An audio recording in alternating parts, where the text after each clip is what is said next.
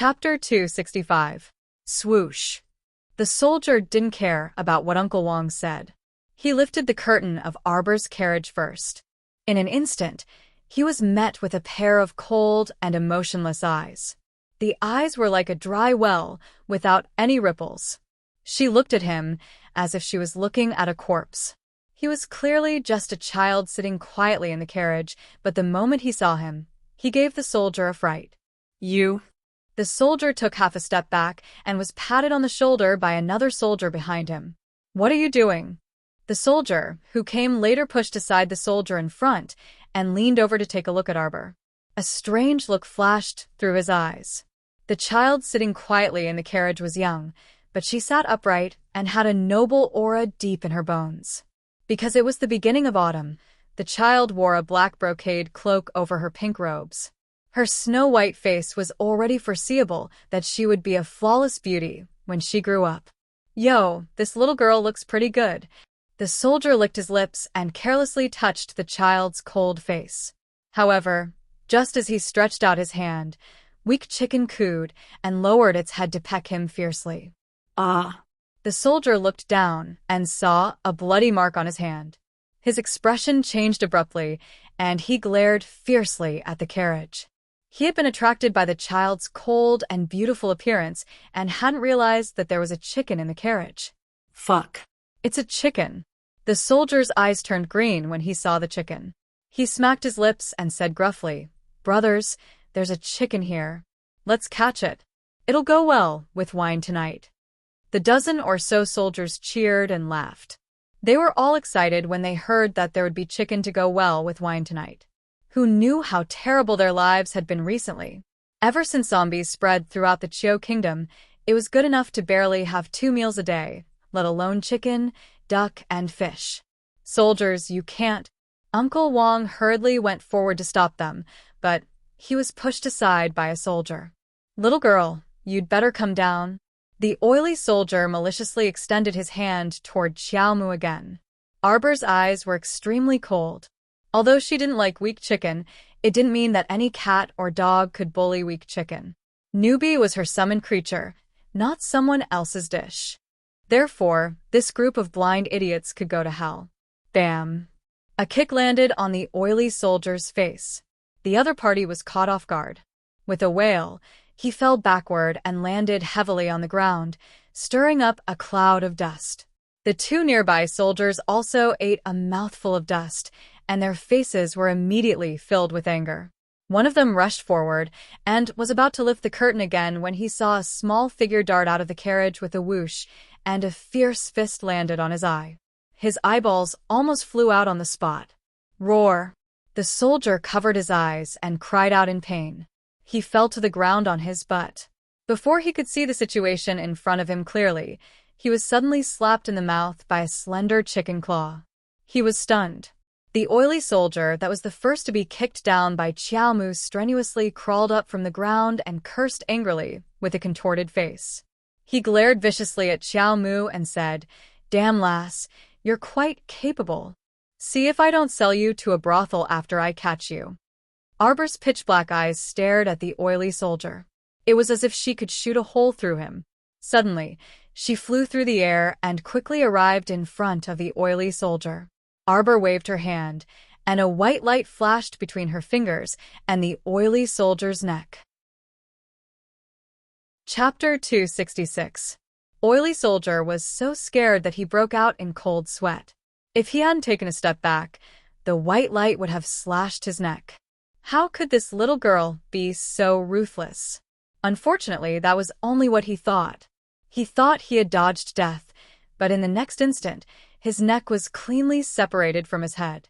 There was a thin line on his neck, and it took a while for blood to flow out. The soldiers all stopped in their tracks and looked at the little demon with fear in their eyes. They had never seen a child take someone's life the moment she attacked. How old was she? 7? 8? The people waiting in line had already scrambled to the sides of the road, not daring to make a sound.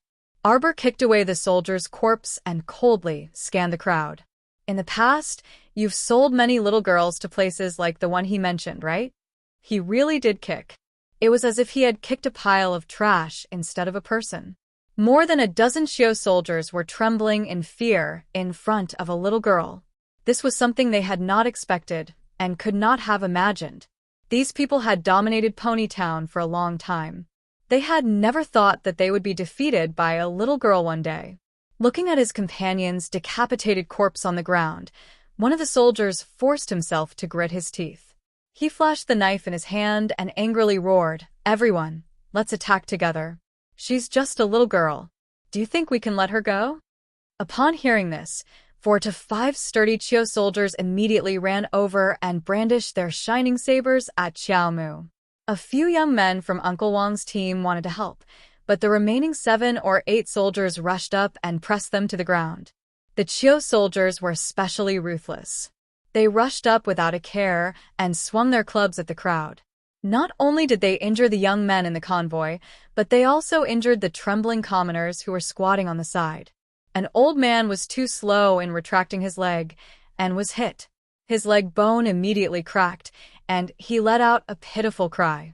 Arbor's eyes flashed with anger. He sneered, "You can't wait to die." Several bodies securing talismans suddenly floated in front of the little girl. One by one, they split open on the soldiers' bodies. He immediately summoned a black ferrule from his mind and pointed it at the Chiu soldiers who were frozen in place with their mouths wide open. Then die obediently. Xiao Mu was like a sharp arrow that had been shot out. She swiftly circled around the soldiers, and wherever her ferrule passed by, several round heads slid down from their necks one by one. The 7 or 8 soldiers who were crazily beating up the commoners stopped in shock. One of them shouted towards the entrance of the town, his eyes filled with shock, "Quick, go, and inform 5 Moon City's guard Hua. Enemy troops are invading." A Chiu soldier who was watching the battle at the entrance of the small town immediately mounted his horse and rode into the town in a crooked manner. Enemy forces? Her? Xiao Mu was a bit dumbfounded as she poked her small face. Uncle Wang hurriedly ran over. "Miss Xiao, take advantage of the fact that there are no guards at the town's entrance. Quickly follow us into Duanmu Trade Union." As long as he went to Duanmu Trade Union, he would be fine. Duanmu Trade Union had great influence in the Chiu Kingdom and definitely had the right to speak. Now that they had alerted 5 Moon City's guards, even if they turned back and ran towards the Liang Kingdom, they would be caught before long. Chapter 267. Unexpectedly, the little girl only shook her head. "Uncle Wang, we're already in the Chiu Kingdom. According to our agreement, you can leave first." She would not go with them to Duanmu Trade Union, nor would she implicate them. Since she had already chosen to shed all pretense of cordiality with the Chiu soldiers, she did not want to let them off so easily. Of course, she was the one who started this, so she would bear all the consequences. "Uncle Wang, go to Duanmu Trade Union with the others." "I'm fine." Arbor urged Uncle Wang and the others to leave. Uncle Wang was unwilling. "I promised the city lord that I would bring you safely to the Chiu Kingdom. Brother Monkey, take Uncle Wang away." "Don't worry, I'll be fine. If you stay here, I'll have to take care of you." The child curled her lips and said expressionlessly, "Thank you for taking care of me along the way. We'll meet again, if fate wills it." With that, she waved a few immobilization talismans and immediately froze the 7 or 8 horrified Chiu soldiers on the spot. At this moment, Uncle Wang had also seen some signs. He had suspected that the child had an extraordinary background. Now that he saw her actions and thought of City Lord Gu's words, he did not hesitate anymore. The child's words made sense. If they continued to stay here, they might become a burden. Now they had to take the opportunity to enter the town and seek protection from the Duanmu Trade Union. Only then would they be truly safe. The entrance to the town was in chaos. The citizens in line followed Uncle Wang's caravan and hurriedly entered the town. None of them dared to linger. In the end, the entrance to the town was empty except for Arbor. Of course, that was if one ignored the 8 Chiu soldiers kneeling at the entrance with their hands tied behind their backs. The weak chicken trotted to Xiao Mu's side with its slender and long claws, and it gracefully squatted down beside her. Arbor glanced at it, but did not say anything. The weak chicken turned its head and looked at the child. Coo, coo, it cooed. A group of Chio soldiers appeared in Pony Town. There were about 100 of them. 5 Moon City's guards would not arrive so quickly. This was probably the town's overall defense force. The tiny Chio kingdom only had 1 main city and 2 smaller cities. It wasn't even 1% the size of the northern Mo kingdom. However, since it was located at the western border, it served as a great barrier against the barbarian tribes in the west. Furthermore, trade was very frequent, so the upper echelons of the Mo kingdom allowed the existence of this barrier. Otherwise, such a small country with no sense of existence would have been annexed hundreds of years ago. Therefore, when he received the news of an enemy invasion, Pony Town's deputy garrison was truly shocked. No matter how hard he tried, he couldn't understand why they were suddenly attacked. Liangua did it? Or was it the state of Zhao? Or perhaps the Mo kingdom? The deputy garrison leader's gaze fell outside the town. His pupils constricted at first, and then they were filled with confusion. There was a little girl sitting at the entrance of the town. She was about 7 or 8 years old. She held a black ferrule in her hand and gently tapped it against her palm. Who are you? The deputy didn't dare to act rashly. He reined in his horse and stood still. Without waiting for the child to speak, a coo sound was heard. Weak Chicken suddenly stood up, shook its short wings, and waddled in front of everyone. The deputy garrison leader and the soldiers were all dumbfounded. What was this chicken doing? Xiao Mu also jumped up before taking out a handful of talismans. Weak Chicken cooed, and all its feathers stood on end. With a splash, a pillar of water swept into the group like a torrent. Ah! The group was immediately scattered. Many soldiers rolled and fell in the water. Chapter 268. This time, Arbor froze on the spot in a daze. He really didn't expect this weak chicken to suddenly jump out and fly into a rage. This mouthful of water was really good. Arbor's eyes curved. He was about to praise the weak chicken, which he rarely did, when he turned his head to look. The corner of his mouth couldn't help but twitch inexplicably. The weak chicken's current actions were rather strange, but looking at it lying on the ground and shaking its butt nonstop, that wretched appearance was really unbearable to look at. On the other side, the deputy garrison was helped up from the ground with a dark face. He was drenched from head to toe, looking like a drowned rat. When he got up, the deputy garrison's feet slipped, and he managed to stabilize himself with great difficulty. He turned his head and berated his soldiers to regroup. A bunch of cowards. So many people couldn't even handle a chicken. The deputy garrison roared, "Hurry up, hurry up." When he turned his head to look at the chicken, he couldn't help but be stunned as well. This chicken. What was it doing? It kept shaking its butt and using its claws to dig a hole in the ground. Its butt kept rubbing against the hole. Was it trying to start a fire on its own? Or was it fucking constipated? Sir, this chicken fiend is very strange. A soldier stretched out a finger and pointed at the weak chicken as he spoke in a genteel manner. Nonsense. Can I see that there's something strange about this chicken? Who would normally raise a chicken that could spray water so far? Not only did it wash over 100 of them, but it also drenched them all. What an outrageous chicken. The deputy guard slapped away the arrogant soldier with a slap. All of you. The deputy garrison stretched out his hands and gestured for them to charge forward. All of you go. Capture it alive for me. See if I don't kill it alive and steam, fry it. Coo. The weak chicken raised its head and looked at the deputy garrison with a cute and innocent face. The deputy garrison felt like he had seen a ghost. Why did he feel like this damn chicken seemed to understand what he was saying? Go. The deputy garrison shook his sleeves, and a bunch of soldiers behind him roared and rushed toward the weak chicken that was digging a hole in the middle. Xiaomu stood behind weak chicken and couldn't help but raise her hand to cover her face. Newbie had been digging a hole. Could it be that it was digging a coffin for itself and jumping in to bury itself? Screech. Suddenly, weak chicken let out a long and clear cry that tore through the sky. Under everyone's watchful eyes, The weak chicken's body was undergoing a strange transformation. It kept rubbing its butt, and its sharp tail feathers kept extending and extending. A wisp of blue light suddenly bloomed all over its body. Its pair of pitifully short wings suddenly spread out, leaving behind a gorgeous shadow. When it spread out, it was at least 10 meters long, and its green wings stretched straight to the horizon. Xiao Mu was dumbstruck and subconsciously blinked her eyes. Compared to the young master's dumbfounded expression, the deputy garrison guard and his men were the most terrified. They wished they could poke their own eyes out for comfort. Chicken? Chicken my ass. What kind of chicken was this?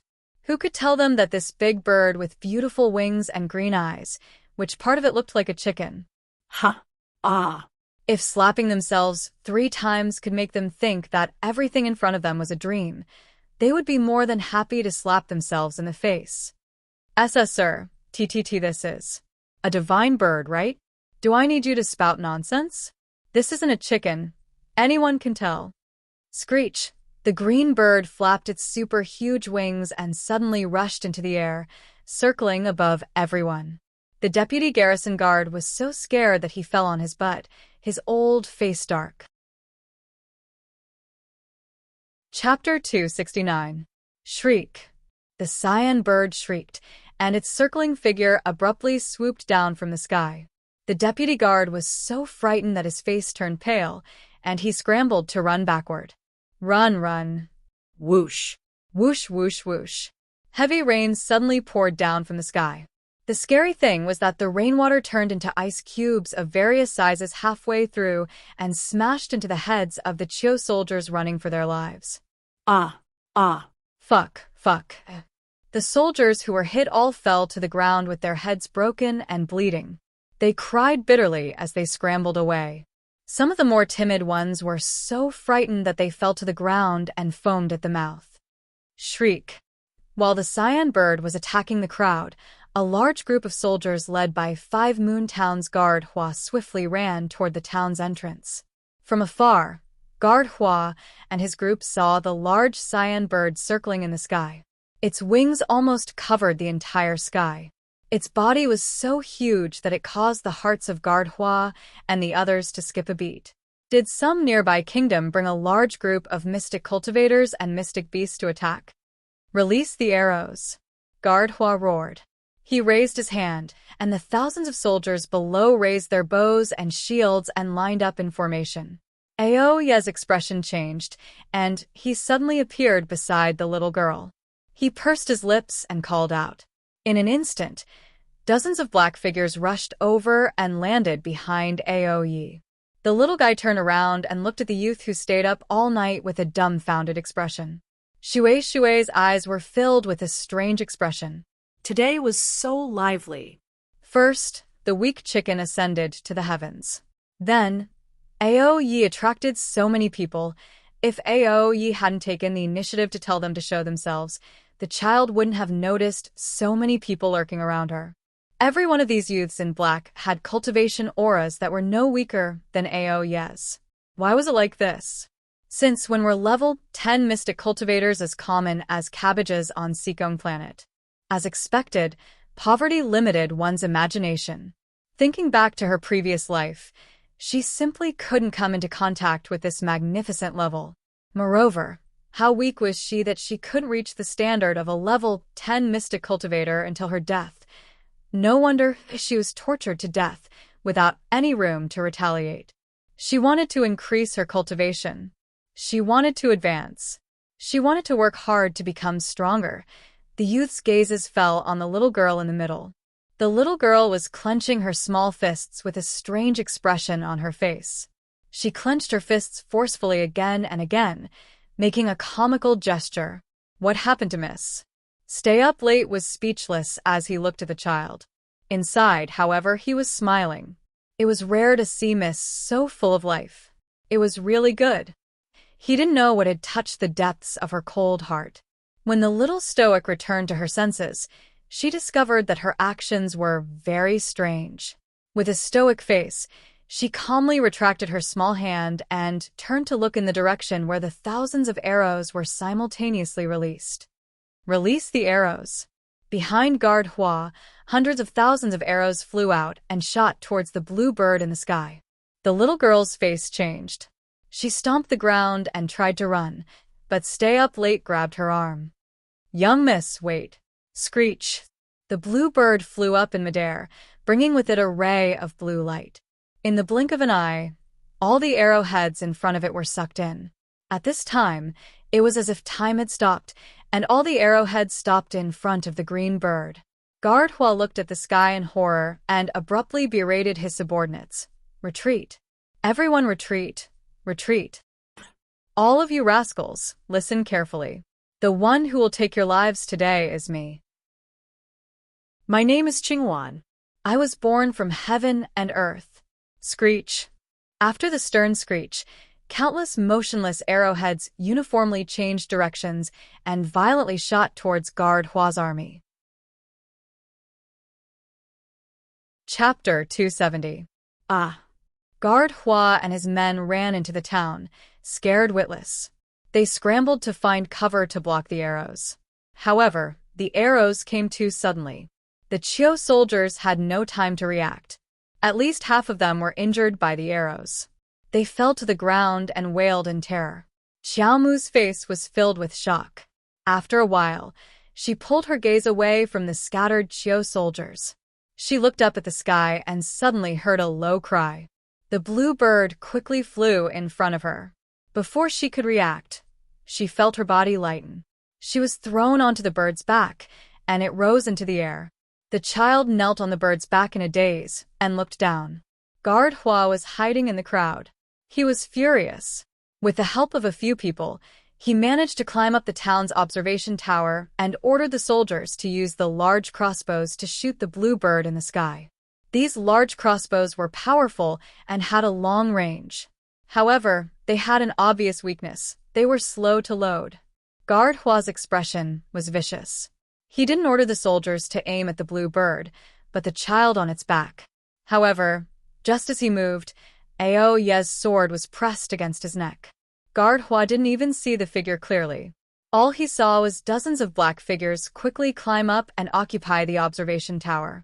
With a few slashes, they slit the throats of the surrounding Qiu soldiers. Blood dripped down the high platform. Below, thousands of soldiers raised their spears and machetes and surrounded the entire observation tower. Ao Ye's sword lightly touched Guard Hua's neck. Guard Hua felt as if a venomous snake had slithered up his neck. It was so cold that his entire body trembled. What are you doing? Obediently retreat, and I'll leave your corpse intact.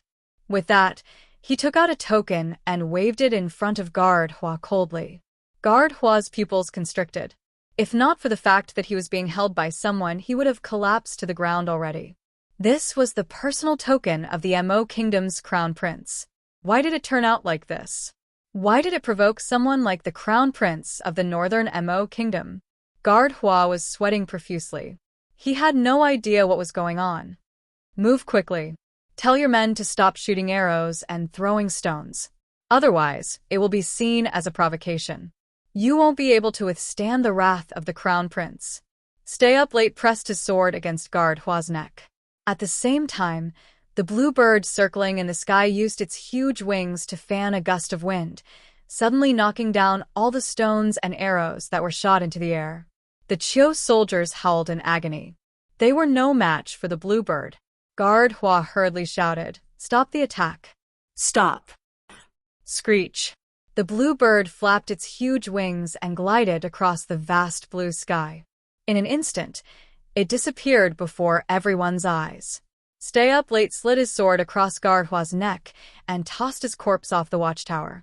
The Qiu soldiers reached out to catch Guard Hua's falling corpse. They were all leaderless and fearful as they looked up at the dozens of black-clothed youths with powerful auras on the observation deck.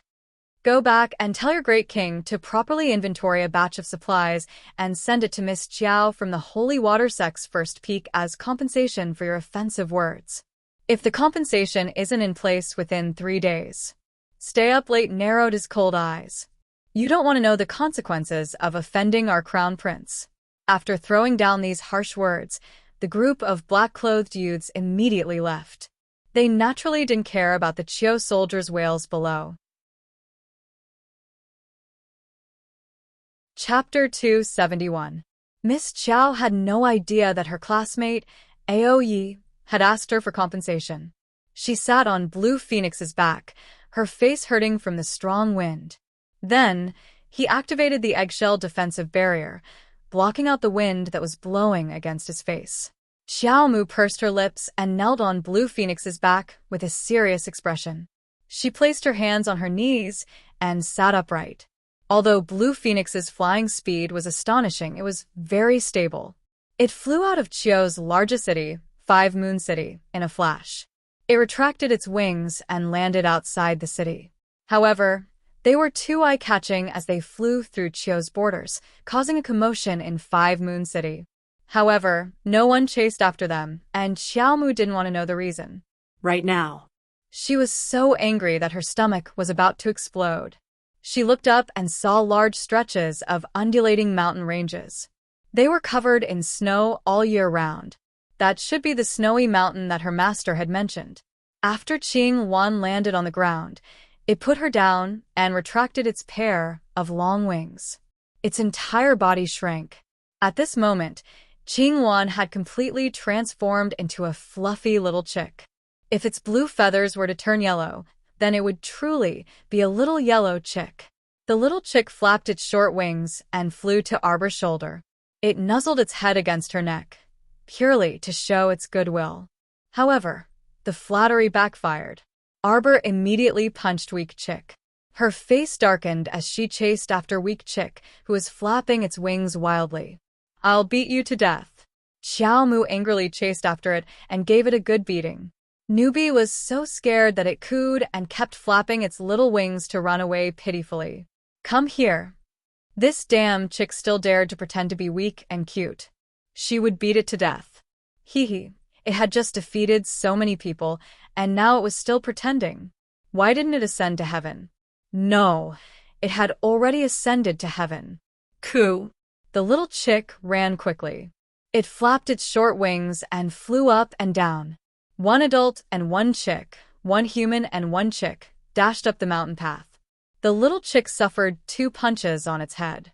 After being roared at by the child, it pathetically stopped running. It folded its wings and curled up on a rock, lowering its head to admit its guilt. The child who had been chasing after them had a flushed face and was panting heavily. "You." "Master, why did you hit me?" Little Chick asked with a face full of confusion. "I really don't understand Master's world."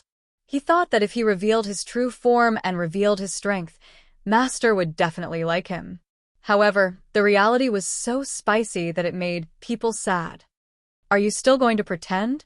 The child scolded, and his little hands unconsciously went to his waist.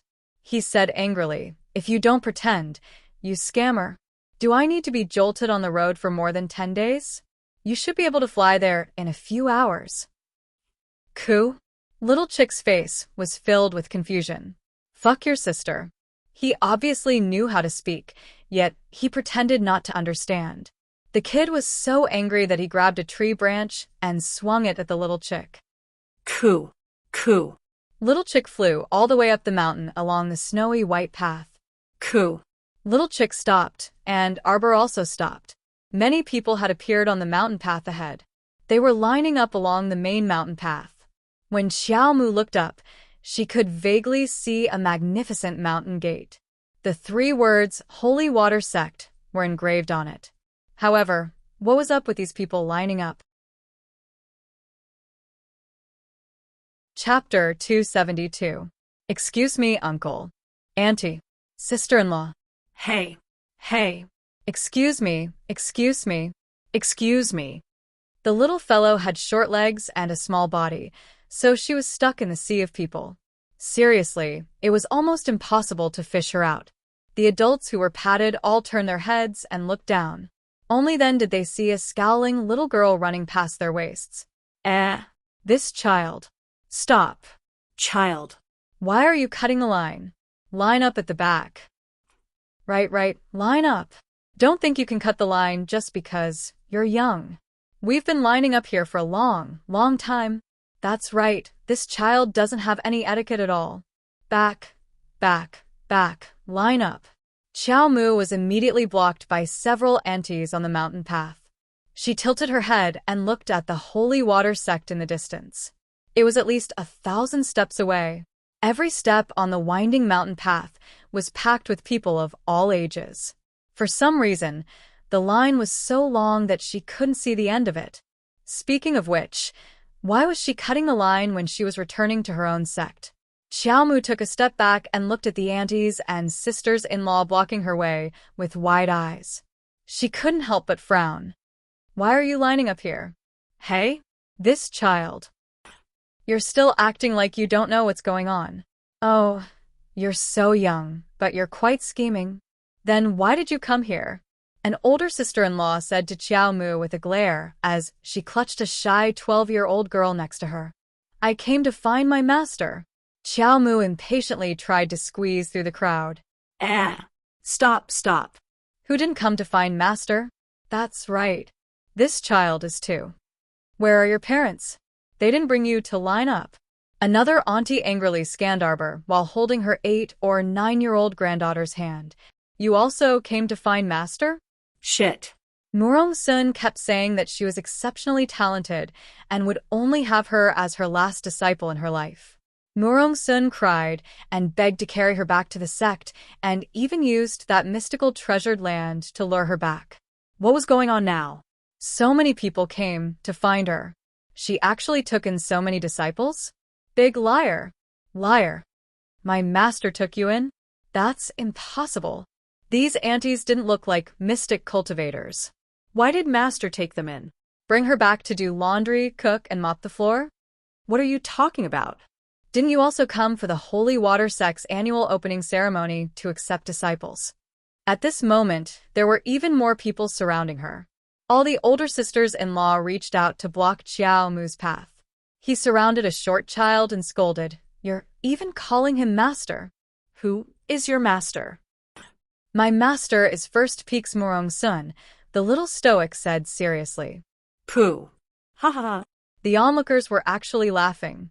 Yo, this child, at such a young age, even knows about Peak Master Murong of the First Peak. This is too funny.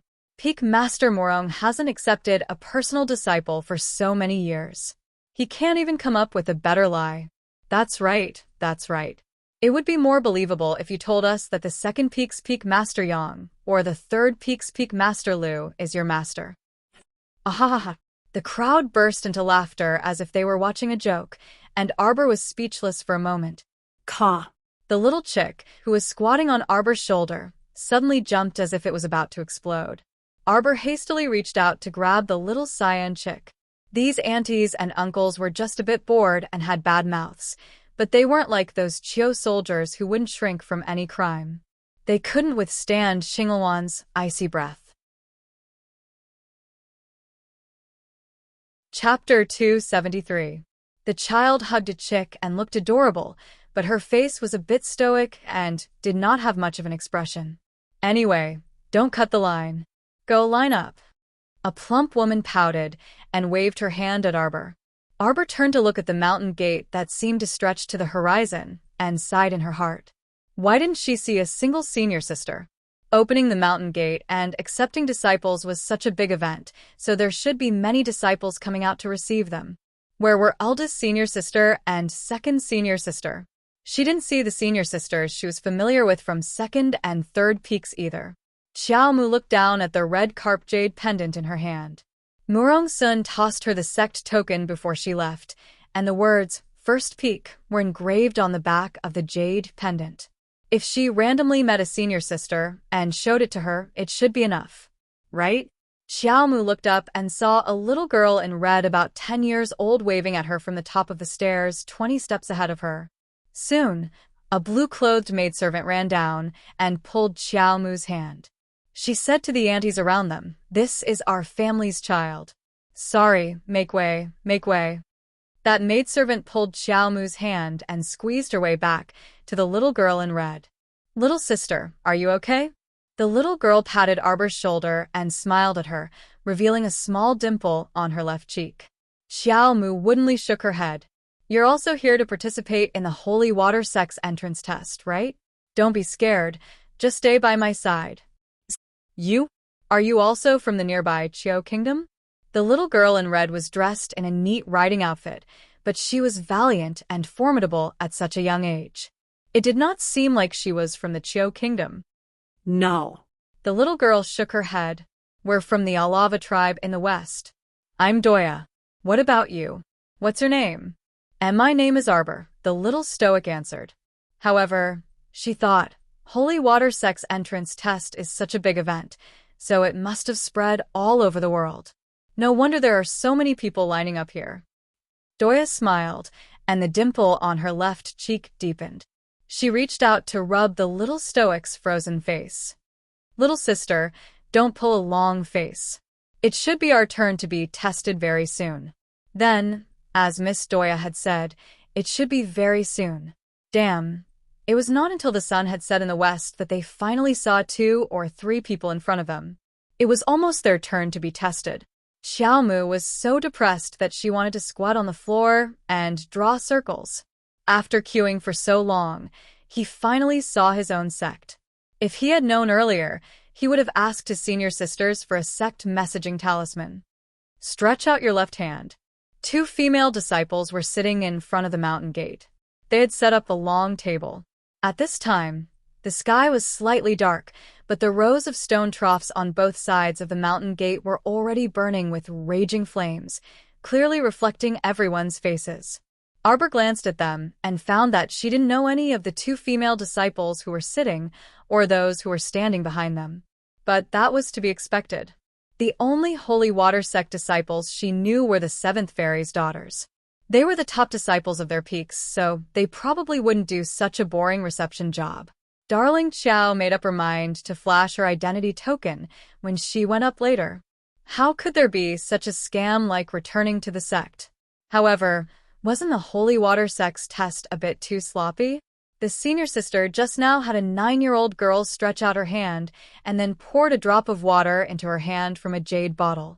Several seconds later, she took back that drop of water and expressionlessly said, "You didn't pass. Next." Chapter 274. Several little girls who went up in succession failed and ran down while sobbing and covering their faces. Doya and Arbor looked at each other in bewilderment. Doya couldn't resist asking, I wonder how that water droplet is tested? Why is it immediately tested after dripping a drop of water on it? Who the hell knew what kind of lousy test this was? Xiao Mu's face was stoic, but she couldn't deny her disdain for her sect. Wasn't this a waste of time? Dripping a drop of water on each of them was considered a test? If this happened to her, she might not be able to pass this crazy test. Next. Doya suddenly gripped Arbor's small hand tightly. She took a deep breath and quickly walked up. A drop of water landed on Doya's left palm. A few seconds later, the water droplet actually rolled back and forth in Doya's palm, emitting a soft glow. This glow was held in Doya's palm as if she was holding a wisp of bright moonlight, illuminating her spotlessly white and flawless face. It was very beautiful. Xiao Mu dazedly stared at that glow. Whoa. This water droplet really had a bit of a name. Previously, no one reacted because that water droplet looked down on them. The 2 Holy Water Sect senior sisters behind the long table revealed faint smiles and nodded at Doya. Very good. Pass and stand behind us. Oh, so the 4 girls standing behind the 2 Holy Water Sect senior sisters had passed the test. Wow, including Doya, there were only 5 people. There had probably been over 10,000 people tested earlier. Only 5 out of 10,000 people. This probability was too low. Doya's dimples deepened as she smiled. She turned around and gestured for Xiao Mu to work hard before excitedly standing behind the 2 senior sisters. Next. The 2 Holy Water Sect senior sisters were startled when they saw Xiao Mu walking up. Wasn't this child too young? Many people surged up the steps behind them and squeezed between the first and second steps to watch the test. They all whispered to each other and asked about the test. When they saw the child, The women who were blocking her earlier all pursed their lips in disdain. This child is so young. She definitely won't pass. That's right. If it was that easy to pass, so many people wouldn't have been eliminated. Xiaomu bounced in front of her two senior sisters and reached out to touch the redfish jade pendant in her pocket. Stretch out your left hand. You don't need both hands, one of the senior sisters said softly. Yes, don't be nervous.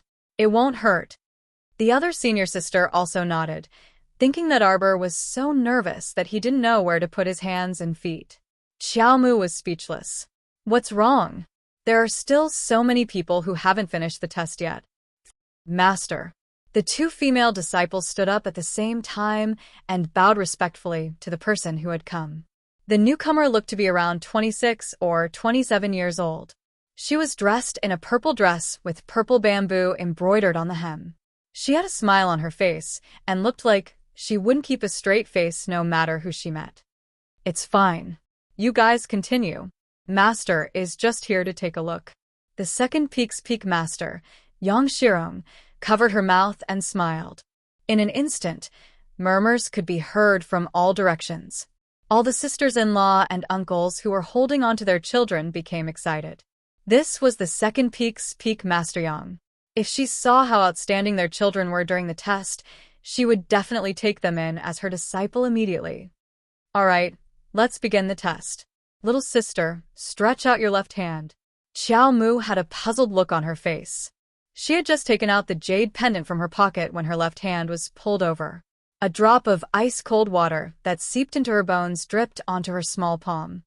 Suddenly, the drop of water emitted a bright and flawless light in the child's palm.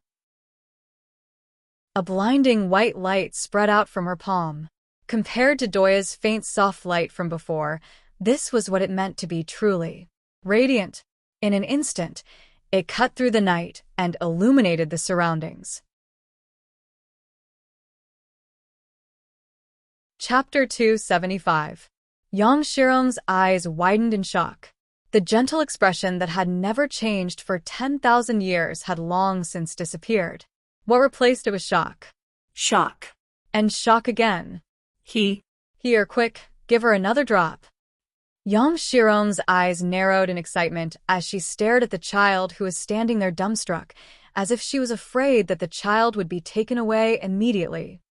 He hurriedly got up and walked quickly to the child. She gently pulled the child's left hand and dripped another drop of water onto her palm.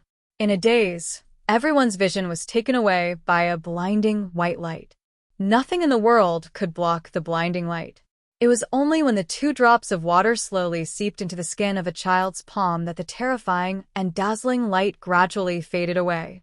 Yang Shirong's mouth was agape for less than a second before she pounced on the child like a hungry tiger pouncing on its prey. The child was startled, and her eyes widened as she subconsciously took a few steps back. But how could she be a match for Peak Master Yang? Peak Master Yang hugged her tightly and pulled her into her arms. Good disciple. Quickly follow Master back to the second peak.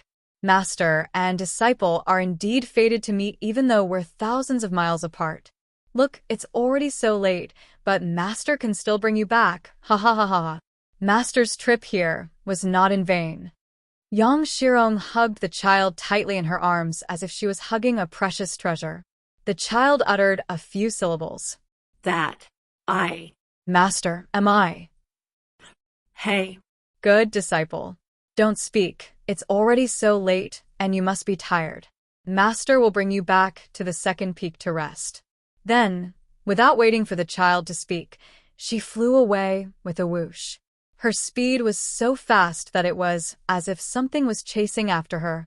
Why was it so bright just now? Could it be that the divine water has a particularly large reaction to someone? Su Yi floated past.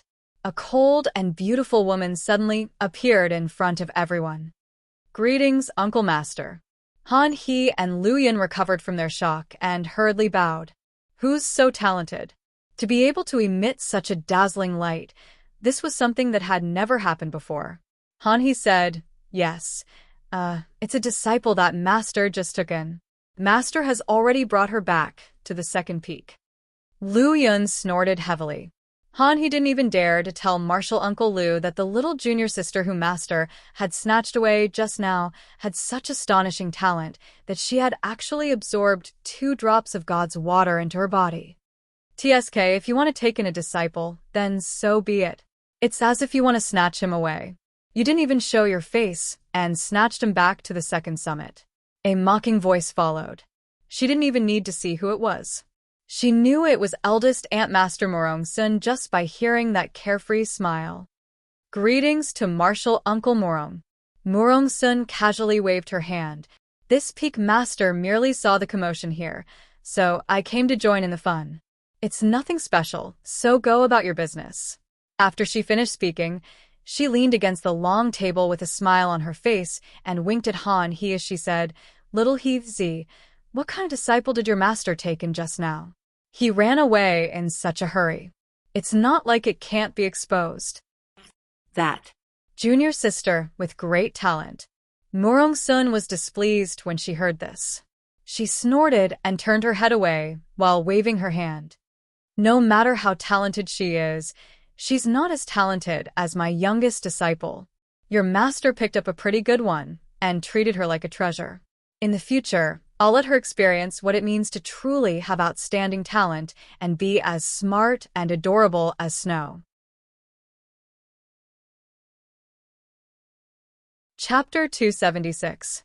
Lu Yun abruptly harumphed and looked behind Han-hee. These are the ones who passed the test. Yes, Aunt Master. Lu Yun waved her hand at Doya and the short girl next to her. The 2 girls' faces flushed with excitement, and they immediately ran over. What are your names? Follow me back to 3rd peak. Doya immediately smiled, revealing her deep dimples. She hastily nodded and said, Master, this disciple's name is Doya. This disciple's name is Zhangyu. The girl called Zhangyu was half a head shorter than Doya, but she was chubby and much wider than Doya. Her grape-like eyes swiveled around, looking very clever and quick-witted. Yes, you 2 will follow me back to 3rd peak. Lu Yun nodded aloofly. Wait, you little fellow. Morong-sun's figure swayed, and she arrived in front of Zhangyu, lifting her off the ground. Lu Yun's aloof face darkened, and she glanced at Morong-sun. Senior Sister Morong, what are you doing? I'll take these 2 disciples. You can do whatever you want with the rest. Morong-sun rolled her eyes at Lu Yun. I've already taken in a closed-door disciple, so I won't take in disciples in the future. What did she care about? Compared to her stoic-faced disciple, these were all too lacking in aptitude. They simply couldn't enter her eyes. Greetings, Aunt Master Morong. Zhangyu, who was being carried by Morong-sun, said with trepidation. Don't call me Aunt Master yet. Morong-sun narrowed her eyes and shook Zhangyu in her hand. You brat, you still want to trick me? You're a boy, right? Her words stirred up 1,000 ripples. The spectators were all dumbfounded. They had yet to recover from the news that a child who appeared to be 7 or 8 years old had just passed the Holy Water Sect's bizarre test in a high-profile manner and was carried away by 2nd Peak's Peak Master Yang like a treasure. At this moment, they were struck dumb by this wave. What? Everyone in the world knew that Holy Water Sect did not accept male disciples.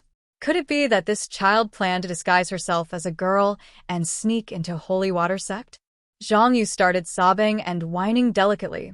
I'm not a boy. I'm not a boy. Morong-sun thoughtfully glanced at Zhangyu and sarcastically said, How about you take off your pants? Why don't I take off your pants? Zhangyu's face immediately turned red. The surrounding crowd was fired up, and they all scolded. A boy like you actually wants to sneak into the Holy Water Sect. Isn't that so? How did the adults in your family teach your children? How could they even think of something as ridiculous as cross-dressing? Isn't this taking up a slot? Seriously, by the looks of it, a peak master would at most take in 1 or 2 disciples. Yet this brat wanted to snatch a spot. This was simply unforgivable. At this moment, a rotund middle-aged man jumped out from the crowd and pointed at the crowd angrily. You talk too much. My son clearly passed the test. How can you not let him enter the school? My son has been raised like a little girl since he was young. You can just treat him like a little girl. Besides, He had clearly passed the test. No, you can't throw us out. You can't throw him out. The fat middle-aged man was already held up by 2 female disciples. He stomped his 2 short legs and roared angrily. Our dear Zhang Yu even hugged Morong Sun's arm and wailed loudly, continuously wiping away his tears. Aunt Master, accept me, accept me. I'm a miss. Morong Sun, that Lu Yun. Everyone. What an odd pair of father and son. Unheard of, unseen. Chapter 277. Morong Sun did not know whether to laugh or cry as she waved her hand. Invite them down the mountain. The first rule of the Holy Water sect was that they did not accept male disciples. Even if you could say something nice, it was still not allowed. Little Zhang Yu wept as he slid down the ground. Adhering to the principle of hugging someone's thigh, he tightly hugged Morong Sun's leg and refused to let go. Aunt Master, take me in, Aunt Master. The little fellow thumped his chest and stomped his feet as he wailed. Morong Sun, how did this Peak Master meet such a weirdo like you? Third Peak's Peak Master Lu's expression was a bit awkward. She hastily picked another little girl and led her back to Third Peak with Doya. Morong Sun glared at Lu Yun's fleeing figure and harumphed. She forcefully pulled that weirdo off of her. Why aren't you sending the father and son down the mountain yet? Morong Sun was not in the mood to continue watching the test, so she swiftly left this place in a flash. As expected, her disciple was the least annoying when it came to children. She liked them just looking at them. As for our dear Xiaomu, how could she have known that the entrance to the mountain would be so lively after the event? She also did not know that her unreliable master, Morong Sun, had come. Halfway through being carried back by Second Peak's Peak Master, Yang Shirong, she felt all the mystic energy in her mystic meridians roiling endlessly. This feeling was very similar to that she was about to advance. Previously, she had been stuck at the initial success stage of level 4 mystic cultivation and had been stuck for a long time without any movement. So, what was this inexplicable situation? Although she could sense a very dense mystic energy aura as soon as she entered the Holy Water sect, wasn't this too ridiculous? She had not even meditated to cultivate yet, so why did it feel like she was about to advance? Xiaomu quickly collected her thoughts and opened her dantian. She saw that her mystic meridian, which was originally hidden under the tree roots and securely wrapped by countless roots, was now exposed and endlessly absorbing the mystic energy roaming through her mystic meridians. Milky white mystic energy was rapidly flowing through her mystic meridians, which were different from all the other meridians in her body. Her mystic meridians swelled slightly and slowly expanded. Arbor could sense that her mystic meridians were slowly thickening with this subtle expansion. Her mystic meridians that were originally half a finger wide had now gradually expanded to be close to a finger wide. The widening of her profound veins meant that her profound veins would be able to accept even more profound energy, and her cultivation speed would definitely be much faster than before. My dear disciple, you're about to break through, Peak Master Yang exclaimed. He hurriedly landed on the second peak with the child in his arms. Arbor didn't even have time to take a look at what the second summit was like before he was quickly brought to the second summit by Yang Shirong, to the cultivation room with the densest profound energy. Disciple, don't worry. Master is right outside. Focus on advancing. Don't be impatient. Also, don't rise too quickly all of a sudden. Maintain a steady state of mind. As cultivators, we must have a limit in our hearts and a bottom line. Advancing to a certain level is enough, even if there is still energy left over. This child looked like she didn't have any cultivation just now, so how did she suddenly display the cultivation of a level 4 mystic cultivator? How would Yang Shirong know that due to the fact that he was about to advance, the profound energy in Arbor's body was flowing so violently that it directly dispersed the aura concealing Talisman's power? After the cultivation room closed, Yang Shirong was still worried and paced back and forth outside. The child looked too young, so she didn't even know if she understood what she said just now. Yang Shirong was worried that the child would be too excited and directly advance without any obstructions. This definitely wouldn't be beneficial to her future cultivation. 2 drops of sacred water had been absorbed into the child's body, so the effect of her advancement would definitely be very terrifying, as she hoped everything would go smoothly. Chapter 278. Our dear Arbor felt very baffled. She simply didn't expect that the opportunity for her advancement this time was related to those 2 strange drops of water just now. She only thought that it was because the holy water sex mystic energy was so dense that her stagnant realm suddenly loosened up. Arbor sat in the cultivation room and held her breath. She immediately sensed the endless mystic energy pouring in from the outside and entering her mystic domain through her rapidly agitating mystic meridians at a terrifying speed. The sapling Qiuqiu in her dantian happily extended its branches and hurriedly absorbed the mystic energy continuously pouring in from the outside world. It sucked in mouthfuls at a speed not inferior to Arbor's absorption speed as it fought over mystic energy with its little master. Our dear Xiaomu, who had long been accustomed to the deceptive tree bandit's methods, could already turn a blind eye to it and not care in the slightest. Right now, she only felt a bit shaken. The mystic energy rapidly flowing in her mystic meridians was rushing into her mystic domain at a jaw-dropping speed. The barrier to the initial success stage of Level 4 Mystic Cultivator was broken through in an instant. Our dear Xiaomu quickly experienced what was called an abnormal advancement method. She watched helplessly as the barrier to the phenomenal success stage of Level 4 Mystic Cultivator, and even the peak stage, was broken through, and she triumphantly advanced all the way to Level 5 Mystic Cultivator. This kind of advancement speed caused Arbor to become vigilant.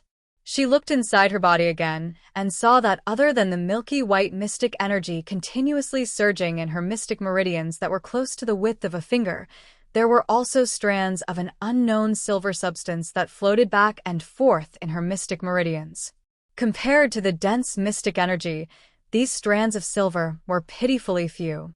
However, Arbor's brows furrowed slightly. In her previous life, she had never seen this kind of silver substance in her mystic meridians. However, now was not the time to think about this. The urgent matter at hand was to suppress her rapidly advancing cultivation as soon as possible. Aunt Master Yang was right. Mystic cultivators had to have a limit when it came to mystic cultivation. They couldn't blindly advance rashly in their cultivation.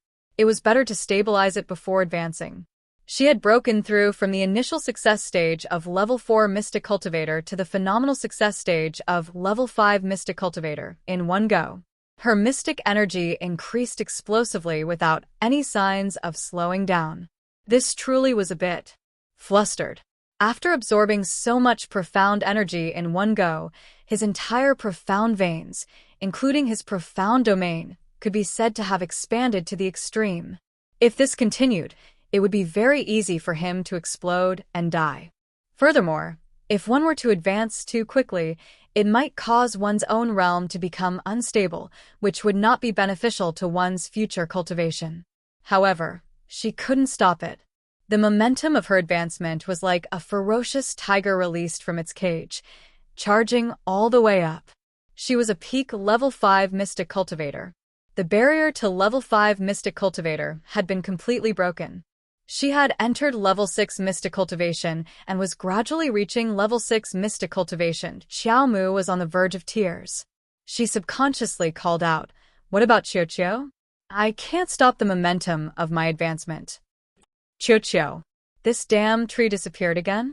The sapling Qiuqiu was silent for a while and couldn't help but ask, "Master, what are you worried about?"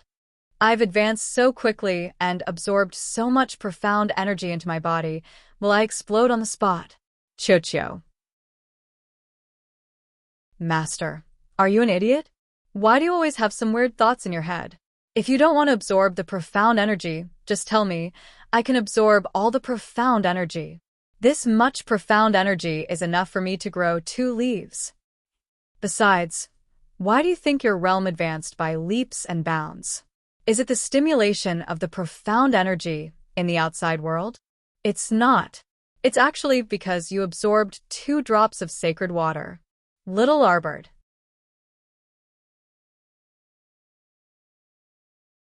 Chapter 279. Then what do I do now? Hurry and help me stop. She didn't want to advance anymore. This advancement speed was so terrifying. It didn't feel like a normal human that Xiao Mu's heart was about to leap out of her chest as she watched herself break through the initial success and phenomenal success stages of Level 6 Mystic Cultivation and charge toward the peak of Level 6 Mystic Cultivation. Master, are you really not going to consider directly breaking through the barrier of Level 7 Mystic Cultivation? Qiu tempted the little fellow. Let me tell you, if you break through to Level 7 Mystic Cultivation, Qiu can immediately help you assimilate the paradise. Hurry. Absorb the remaining holy water essence. Hurry, hurry, hurry. I don't want it anymore. Wah, wah, wah. What was this cheating tree still nagging for?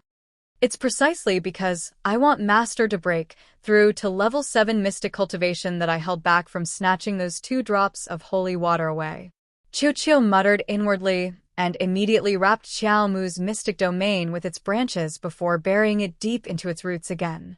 The remaining bit of holy water essence was completely absorbed by the sapling's roots. This process was extremely fast.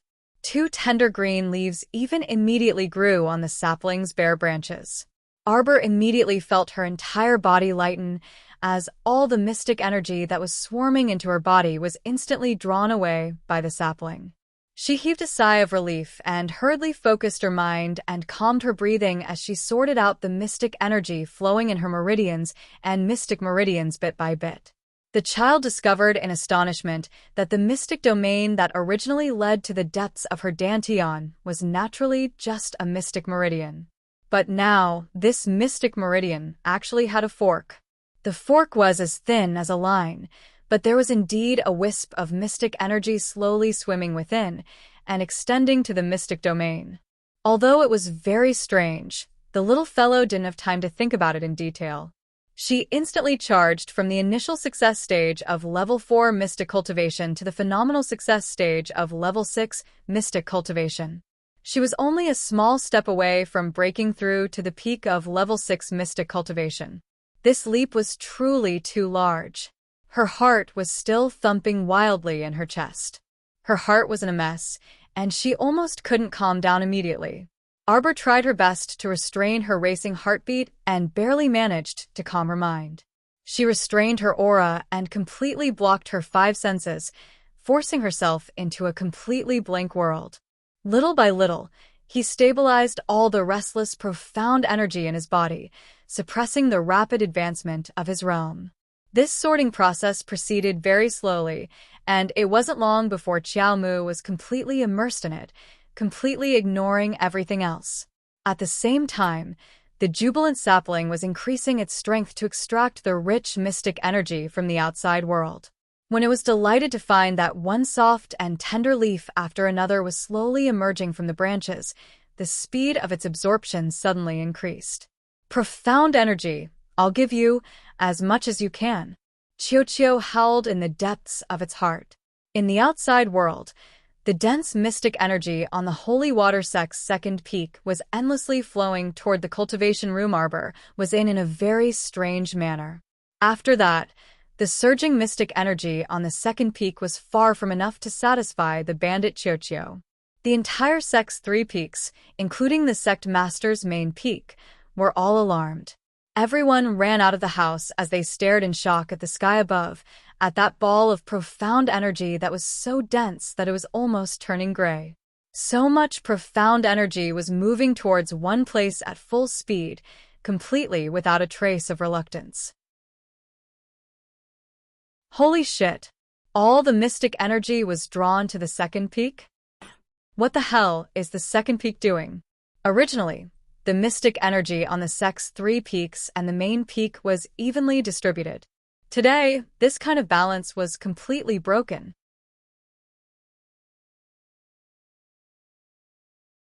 Chapter 280.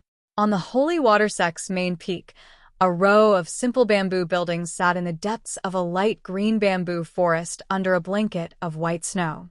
Even in this world of ice and snow, it was still verdant and lush. We still have enough food to eat for 3 months. Murong Sun lazily leaned against the brocade couch and expressionlessly stared at the sect master sitting across from her. The Holy Water sect master was about 60 years old. Her appearance was unremarkable, and she wore an extremely simple blue and white robe. She had a benevolent countenance and a smile on her lips. She held a large palm leaf fan that made use to light fires. It could be said that if this elderly lady was thrown into a crowd of people, she definitely wouldn't make a splash. She was completely an ordinary elderly lady from a farming family. The sect master's hand that was holding the palm leaf fan paused, and she sighed. That can't be helped. The world is difficult right now, and normal people are living worse off than us. How about this, Murong? Pass down the order that the entire sect's 800 disciples will have 1 meal every 3 days. Change it to 1 meal every 5 days. The sect master extended 5 fingers and waved them. Murong Sun's lips fiercely twitched. She just knew this unreliable sect master would come up with rotten ideas all day long. The most important thing for us cultivators is to temper our body's toughness. Hunger tolerance is also a part of cultivation, the sect master said seriously. I haven't eaten a grain of rice for 10 days already, so I feel my body is very light and my condition is excellent. Rumble. The sect master's stomach made a very discordant noise. Murong Sun nearly burst out in laughter and looked at the elderly lady with ridicule. The sect master also felt embarrassed and coughed lightly. Master isn't hungry. As long as I enter closed-door cultivation right away, I'll enter a selfless state. At that time, I naturally won't feel hungry.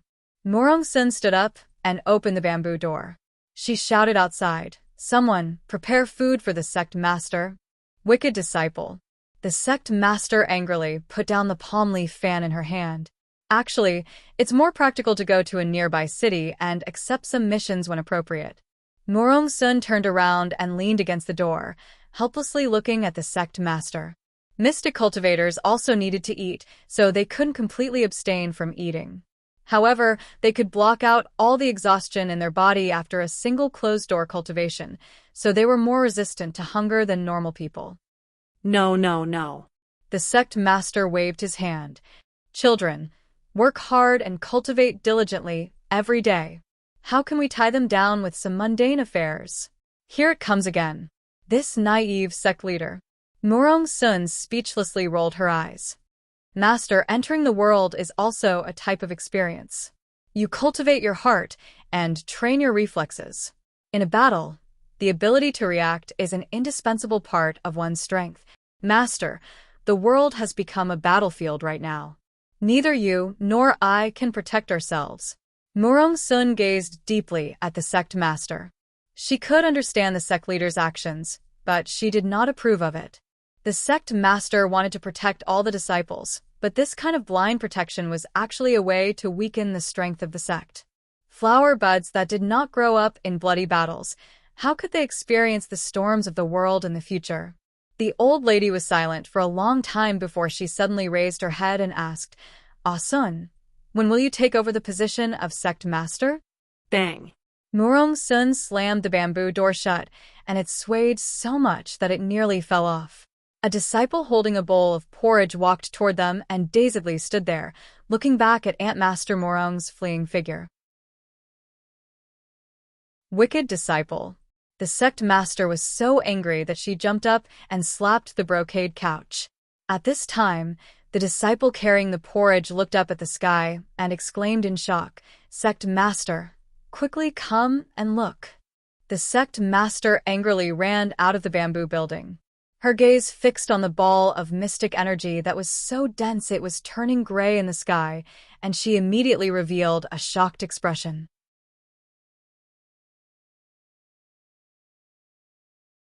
Chapter 281. All the mystic energy went to second peak. The sect master's brows involuntarily twitched. What was this troublesome second disciple up to again? No, she had to go take a look. Whoosh. Whoosh.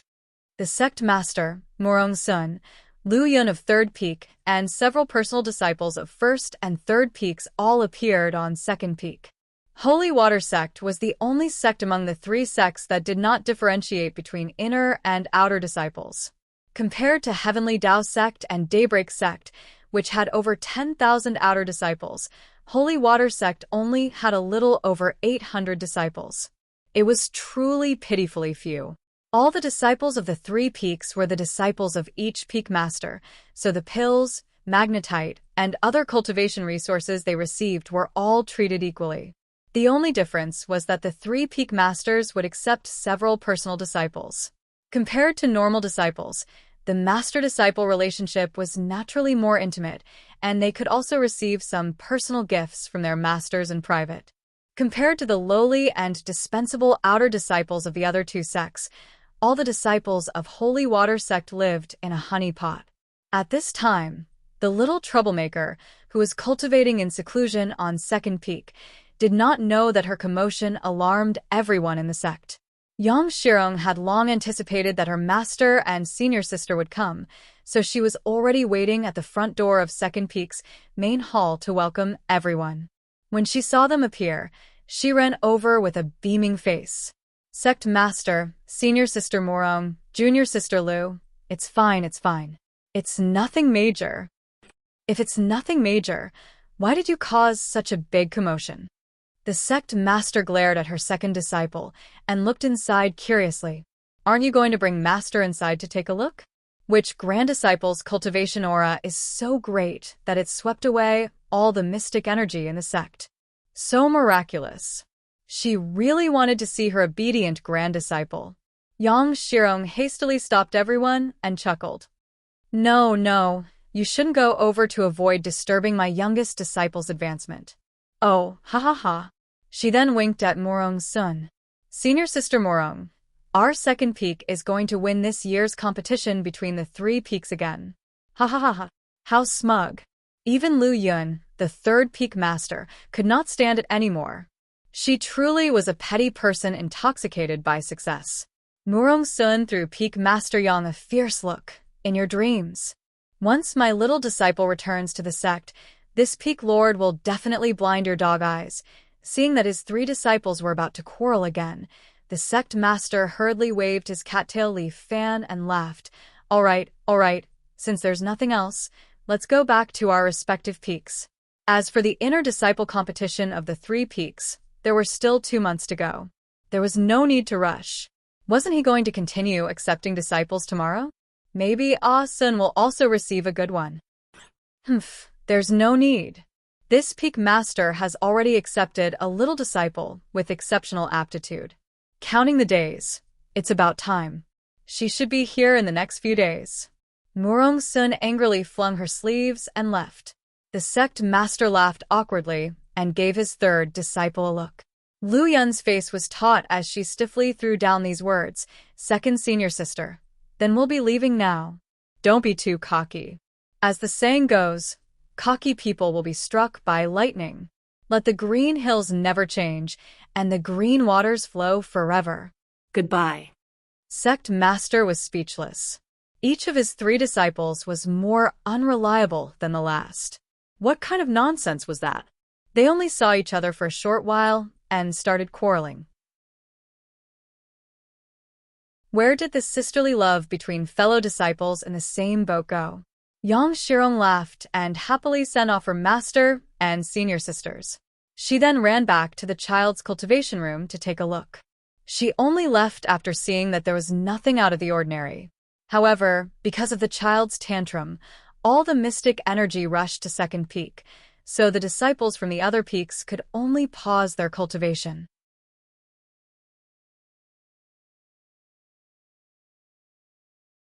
Chapter 282. 3 days later, the instant the child opened her eyes, a pitch-black vortex swirled in the depths of her eyes before returning to calmness. Now that she had roughly stabilized her cultivation at the phenomenal success stage of Level 6 Mystic Cultivator, she was within reach of the peak stage. She didn't need to be on guard in the sect, so she naturally didn't need to hide her cultivation with the aura-concealing talisman. Looking up at the small ball of thick mystic energy gathered above her head, Arbor couldn't help but ask, "Chio, what's this ball for?" "Master, don't waste it. I left it for you." Burp. This fellow actually burped after absorbing mystic energy. How much mystic energy did it absorb? Arbor silently absorbed the small ball of mystic energy into her mystic meridians. After circulating it slightly, she was pleasantly surprised to find that after her mystic meridians widened, the speed at which she absorbed, stored, and digested mystic energy increased significantly. When this mystic energy entered her mystic meridians, it was like entering the ocean and was quickly digested by her body. Arbor sighed slightly. As expected, the mystic energy around her hadn't reached saturation. In other words, she could still continue to advance as long as there was enough mystic energy injected. But this way, her cultivation would advance too quickly. If she completed her advancement perfectly, she wouldn't be able to absorb mystic energy from the outside world for at least 24 hours when her mystic energy was at saturation. This was also a mystic cultivator's self-defense mechanism to prevent endless mystic energy from overloading their mystic meridians and causing their body to explode from being unable to withstand the external pressure. Suppressing the growth of one's cultivation realm was also an excellent embodiment of cultivating one's mind. Without firm willpower, normal people wouldn't bear to suppress it. Why suppress it? Cultivating was so hard and could only advance once every 3 to 5 years. So, of course, she had to complete her advancement in one go. Otherwise, who knew how long it would be before she could advance again? Moreover, a normal mystic cultivator's advancement process definitely wouldn't be as fierce as the child's. And 2 major stages in a row. Advancing 2 minor stages in a row was already pretty good, okay? Therefore, she didn't need to suppress her advancement. The child retracted her hands and stood up. Just as she opened the cultivation room's tightly shut door, she heard a scream from nearby. "Oh no, junior sister Chinghu fainted. Hurry and give junior sister some water." The child pattered over and saw several senior sisters carrying a girl in cyan clothes to a stone chair at the side to sit down. Although the girl in cyan clothes woke up, her complexion and lips were a bit pale. It was a level 3 mystic cultivator's body this week. Why does this girl look like she's on the verge of collapse? The toughness of a level 3 mystic cultivator's body was completely comparable to that of a level 3 body cultivator. It shouldn't be this weak. The little fellow took small steps and squeezed in front of the senior sisters. The senior sisters of the second peak all looked at the child and could not help but be stunned. You must be little junior sister. You've come out." The senior martial sister who spoke just happened to see Master carrying this little junior martial sister back that day, so she recognized Arbor. When the others heard what she said, they finally understood. It turned out that the little junior sister, who had always closed the door to her cultivation room and had drawn all the profound energy of the entire sect to her side for the past 3 days, was this person in front of her. Little junior sister was squatting in front of Su Qinghu, holding her wrist and looking at her with a strange expression. Su Qinghu smiled at her and said weakly, "Junior sister, what's wrong?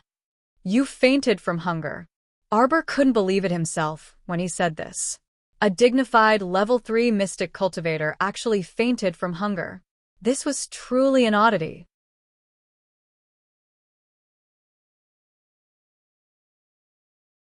Chapter 283. Why did you faint from hunger? Our dear Xiao Mu couldn't believe it.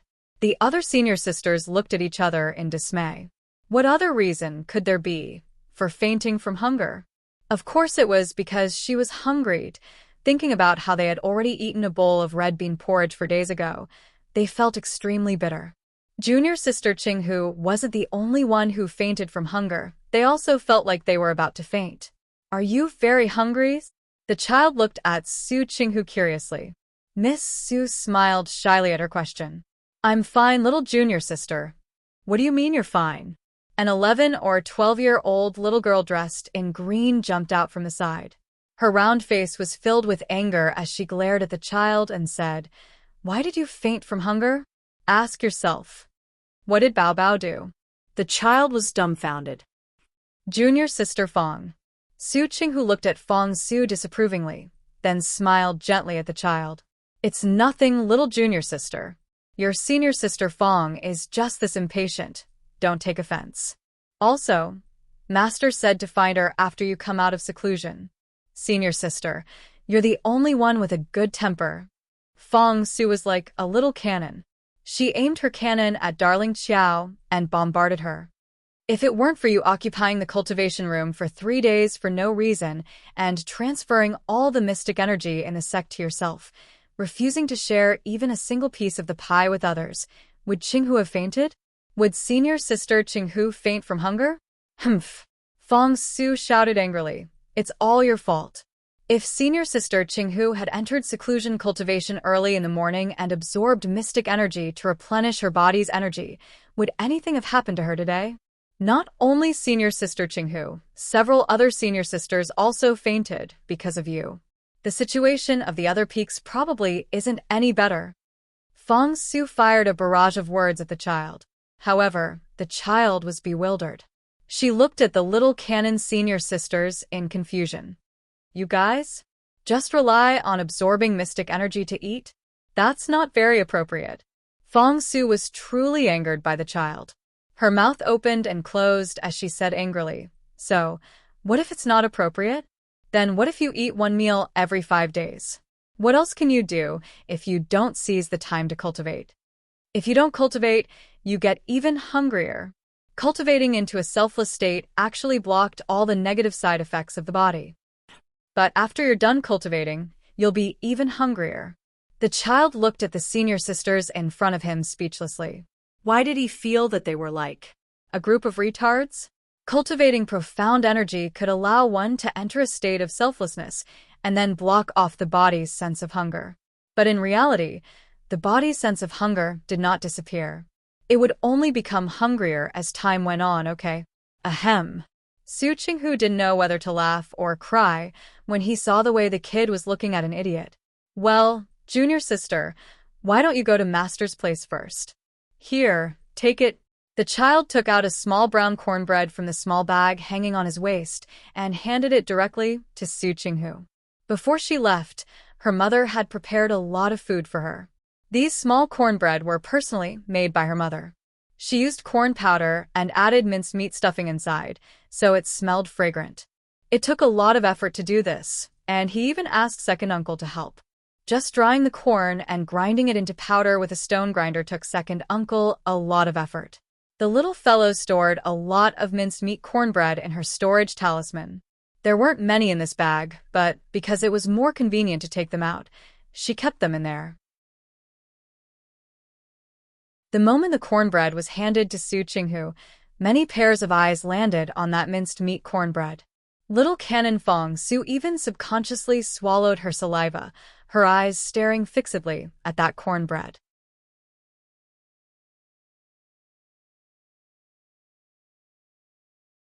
Chapter 284. Do you guys have to be so exaggerated?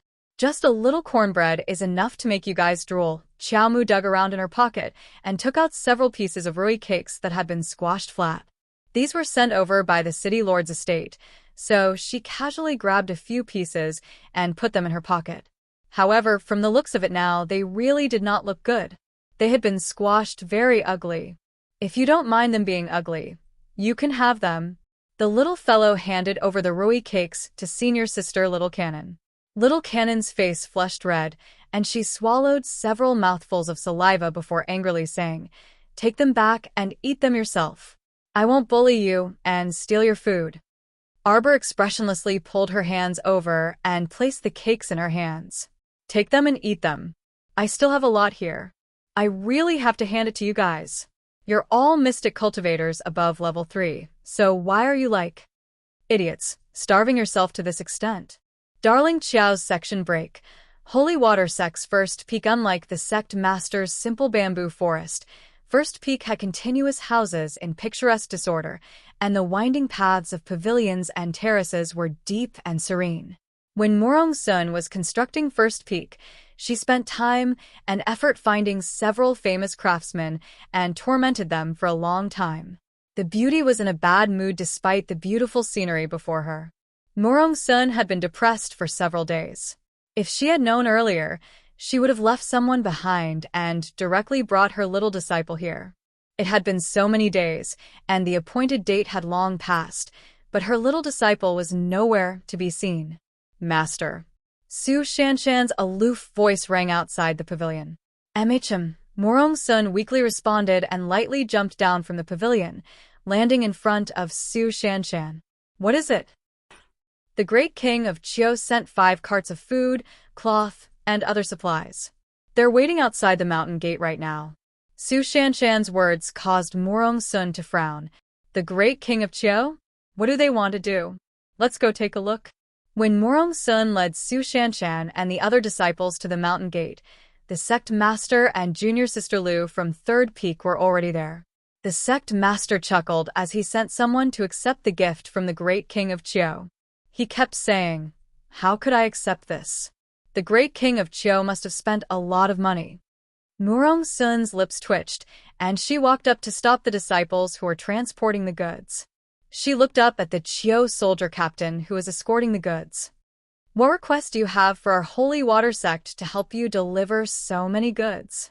The sect master's amiable face immediately changed. "What? You want our sect to do something for the purpose of sending supplies?"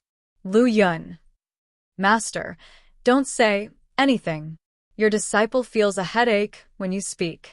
Murong-sun exasperatedly glanced at the sect master. She raised her hand and pulled the small ringleader to her face. She quietly ordered, "Hurry and speak. What is your objective?" The Chiu kingdom's minor leader shuddered and wailed as he knelt on the ground with a plop. "This lowly one is under the orders of the great king to deliver an apology gift to Miss Chiao of the Holy Water Sect's First Peak. This lowly subordinate wants to personally hand it over to Miss Chiao. Isn't that clear enough? It's Miss Chiao of the Holy Water Sect's First Peak." Everyone present looked at each other, especially the sect master. She curiously looked at her eldest disciple. "Asun, is there a Miss Chiao on your first peak?" She was so impressive that she could make the old king of Chiu send so many apology gifts. Speaking of which, why was it an apology gift? Murong-sun's expression changed again and again. She felt like something in her head was gradually becoming clearer. Su Shanshan looked at the Chiu kingdom's minor leader in shock. "What do you mean? My little junior sister Chiao came? She's in our sect right now?"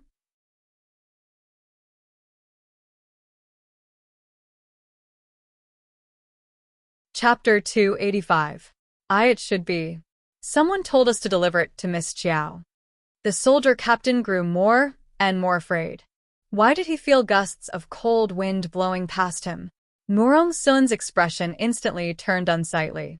Her memories started to flow together.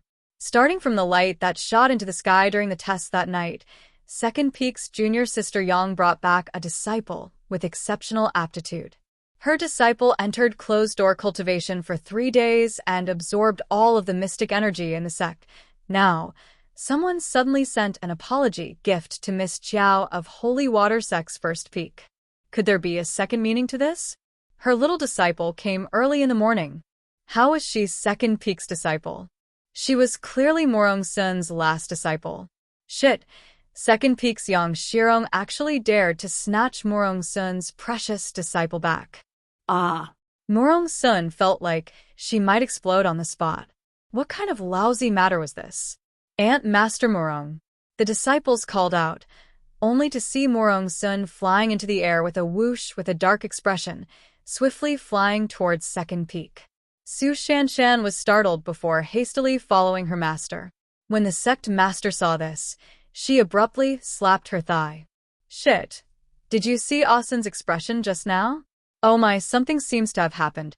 Let's hurry over and take a look." The sect master turned around after saying that, but her third disciple was nowhere to be seen. Her mouth twitched as she turned her head back, only to see her third disciple following closely behind Murong-sun and running far away. "Evil disciple, The sect master angrily scolded and turned to the snickering disciples. Children, you're responsible for transporting the supplies back to the sect. Leave them there first and wait for your little junior sister to receive them. After saying that, she quickly chased after Morong's son and waved the fan in her hand back and forth. She hastily shouted, "Asun, let's talk nicely. We can't be impulsive." It would be even better if the sect master could rein in her amused expression.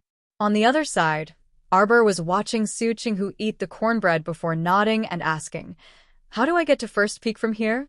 That day was a bit funny. Aunt Master Yang caught her and ran back, but she immediately went into closed-door cultivation afterward and did not even have a chance to explain. "Why are we going to First Peak?" Little Pao felt her empty stomach felt a bit better after chewing on a piece of pastry. "We can only fly to First Peak." She had to be at least a level 7 mystic cultivator before she could successfully cross it. As for the other disciples, we had to rely on big cranes to go up and down the snowy peaks. If he wanted to visit another peak, he had to report to the chief disciple of his peak. It was not every day that he could visit another peak. Big crane basically comes once every 5 days. It came yesterday. It's still like this. Wouldn't that mean that she wouldn't be able to go to the first peak for a few days? Xiao Mu furrowed her brows, conflicted. She had originally planned to leave quietly, but now it seemed that she still had to find Martial Uncle Yang to clarify this matter. Just as he was speaking, Yang Shirong's cheerful voice sounded. I heard that my little disciple has come out of seclusion. Quick, come over and let Master take a look." "Yang Shirong, shut up. Who is your little disciple?" A red figure moved like a bolt of lightning, arriving at the child's side before Yang Shirong and picking her up. The child turned her stoic face, and her eyes lit up as she said, "Master." Morong's son grumpily flicked her forehead. Silly. Su Shanshan did not understand the situation and speechlessly chuckled as she looked at the child. "Little junior sister, you're truly naughty. Master was waiting for you in First Peak, but you didn't show up. Who would have thought that you would sneak back to the sect and come to Martial Uncle Yang's second peak?" Yang Shirong felt something was off the more she heard this. She anxiously ran over and angrily yelled, "Morong's son, what are you doing? Let go of my disciple." "Your disciple?" Morong's son turned around with the child in her arms and dangerously narrowed her eyes.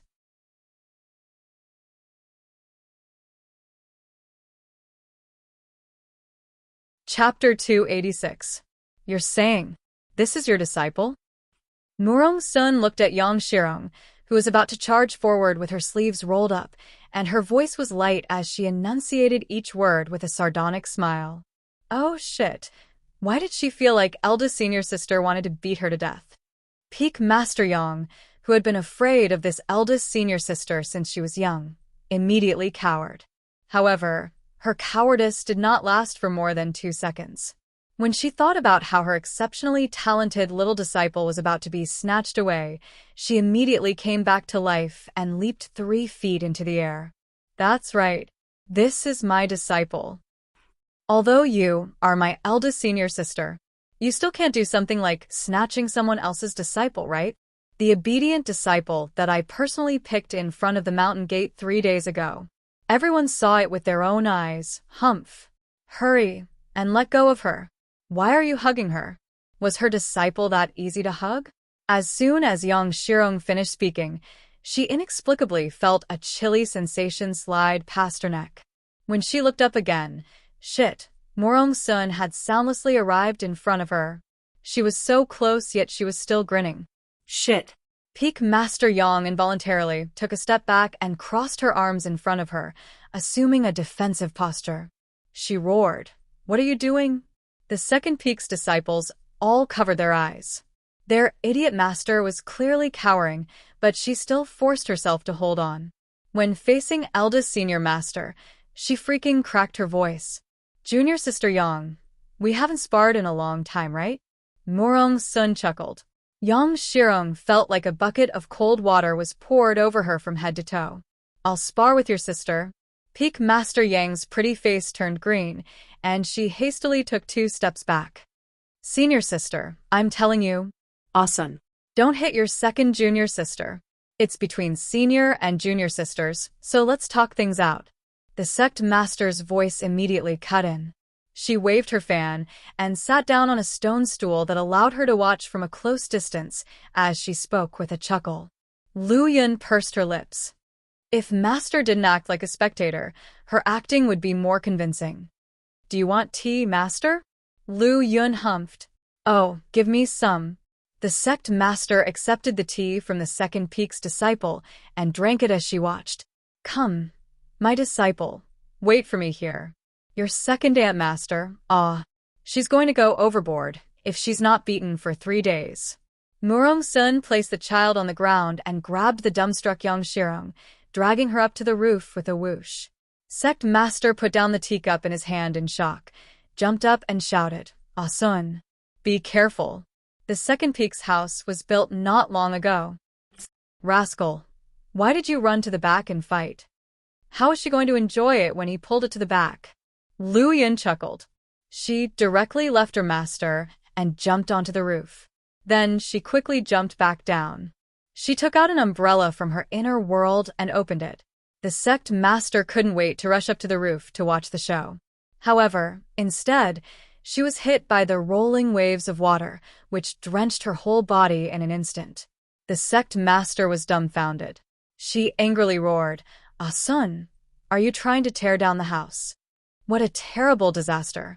Lu Yun held an umbrella and stood leisurely under the eaves.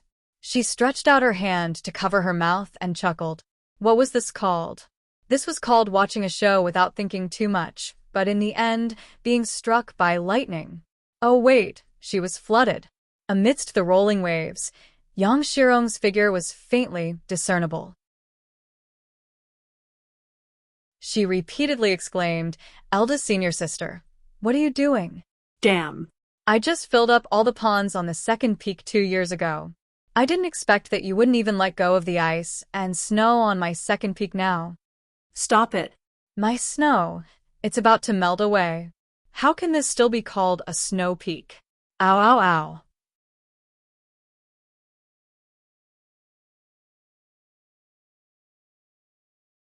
Chapter 287.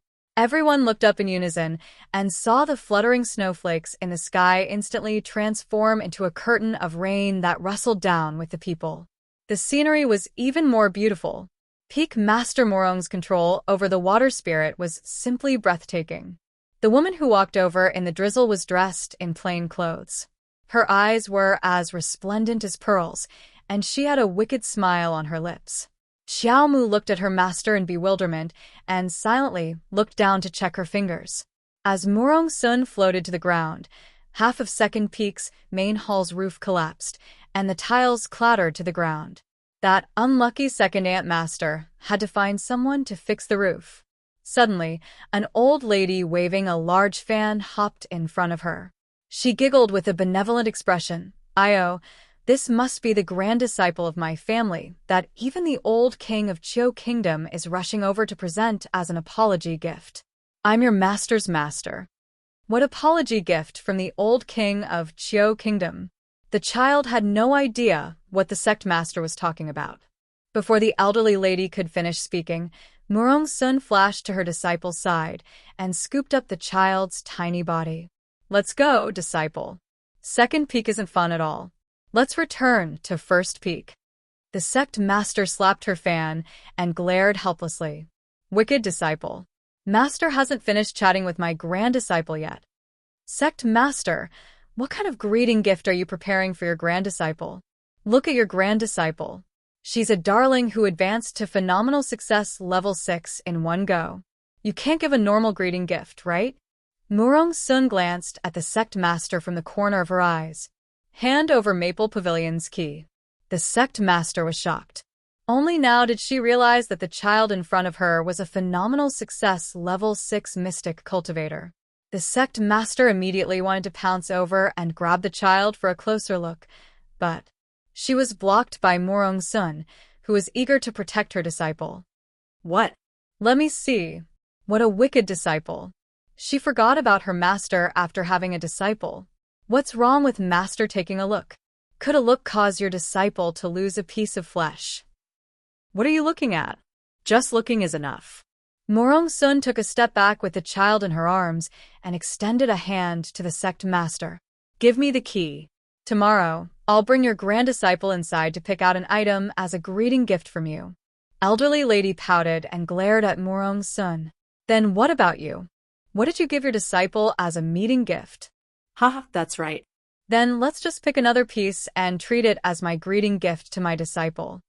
Morong Sun nodded logically and looked at the sect master elderly madam with a grin. What?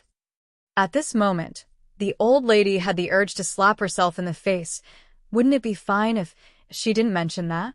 Bastard, unfilial disciple. All day long, he only knew how to anger her and refused to take over the position of sect master, letting her take off her burdens and enjoy her life. Unfilial, unfilial, unfilial. Little junior sister, you're amazing. Su Shanshan's eyes seemed to be shining, and a smile appeared on her aloof face. You broke through to phenomenal success as a level 6 mystic cultivator at such a young age. Truly, no one can compare to you. Arbor blinked and said to Su Shanshan, eldest senior sister, I'll give you and second senior sister a gift when we return. Morong Sun raised her eyebrows. Only your eldest senior sister and second senior sister have gifts? Master doesn't have any? The little stoic looked at her master seriously. This thing is useless to Master. Giving it to her is also a waste. Morong Sun burst into laughter. Oh my. Her little disciple's expression was seriously extremely serious when she said waste.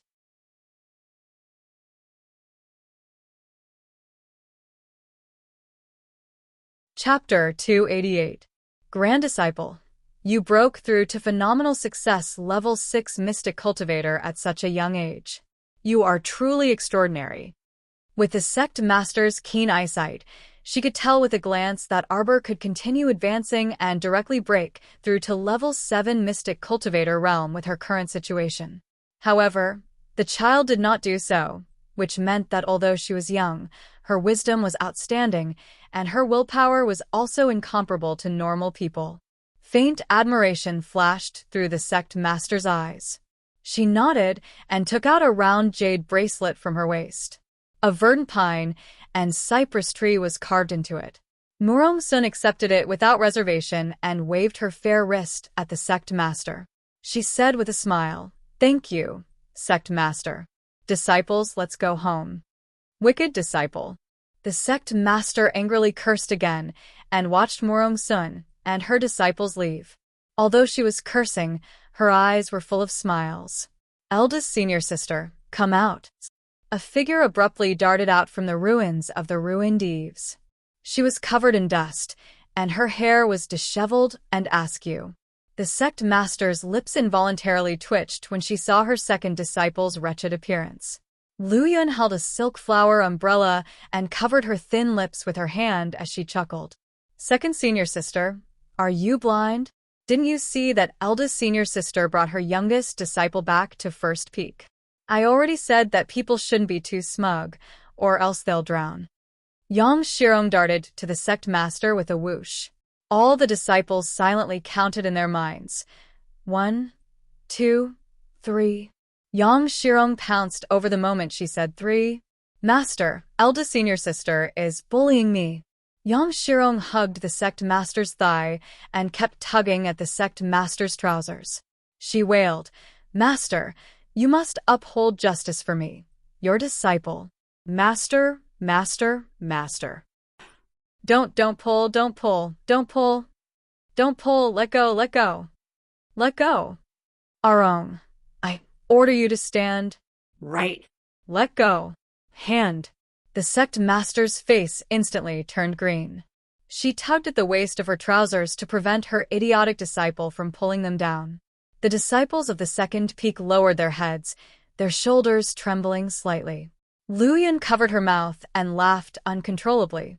Master, eldest senior sister robbed my disciple. You must uphold justice for your disciple. How could she do such a wicked thing? My disciple is a level 4 mystic cultivator at such a young age. The sect master was dumbfounded, and then she replied woodenly, "What level 4 mystic cultivator? My precious grand disciple is now a level 6 mystic cultivator at phenomenal success and can advance to level 7 at any time." Haha, this wasn't bragging. If you could find a 7-year-old quasi-level 7 mystic cultivator in all of the 3 sects and 5 factions and the entire Seekong planet, then you were awesome. The disciples of the second peak, including Lu Yun, could not help but twitch their lips. Sect Master, you talk too much. You will soon know the consequences of talking too much. Yang Shirong's hand, which was tugging on Sect Master's trousers, froze for a few seconds. Then, she let out an earth-shattering roar. "Master, you have to uphold justice for your disciple. My little disciple, who's a phenomenal success level 6 mystic cultivator, was tricked away by eldest senior sister. You have to help me get her back. That's my treasure, my life. Master, master." Rip. Following the sound of the sect master's trousers being ripped off, Yang Shirong's shouting came to an abrupt end. The sect master's complexion instantly turned the color of dirt, and she rapped her head heavily on her second disciple's forehead. Fuck. Freaking hell, how many times have you ripped master's trousers this year?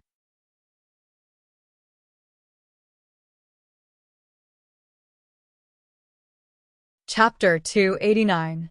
Morong Sun naturally did not care about the chaos on Second Peak. When she carried her youngest disciple back to First Peak, she was immediately surrounded by all the disciples on First Peak. Everyone wanted to see what their little junior sister looked like after Master rushed to Second Peak and forcibly snatched her back. Apparently, she was Master's last personal disciple. Master had the fewest personal disciples among the 3 Peak Masters. Previously, there were only 3, so, of course, including this little junior sister, there were 4. Everyone was quite curious and could not conceal the envy in their eyes. However, although they were a bit envious, their eyes were surprisingly clear and did not contain any jealousy. They were all well aware that compared to the outer sect disciples of the other 2 sects, their treatment was considered good. A portion of them had mediocre aptitudes, but in Holy Water Sect's First Peak, no matter how mediocre their aptitudes were, they received the same amount of cultivation resources as everyone else, so Master did not favor one over the other.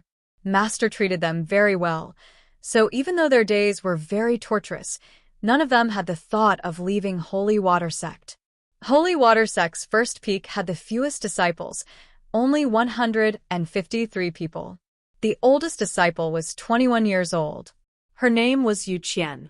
Although her aptitude was not good, she was very capable. Usually, she was highly valued by the master. Some of the secular affairs on the First Peak were basically handled by this senior sister Yu. The youngest was naturally our dear Qiao Mu. Qiao Mu, who was surrounded by a group of people, also curiously looked back at them. These were the senior sisters that she had to get along well with in the next few years. Morong Sun carried Qiao Mu and said a few words to everyone. She did not need to instruct them too much. She was well aware of these disciples' personalities and conduct, so they definitely would not bully her youngest disciple. "All right, your little junior sister just arrived at First Peak and still has many things to do.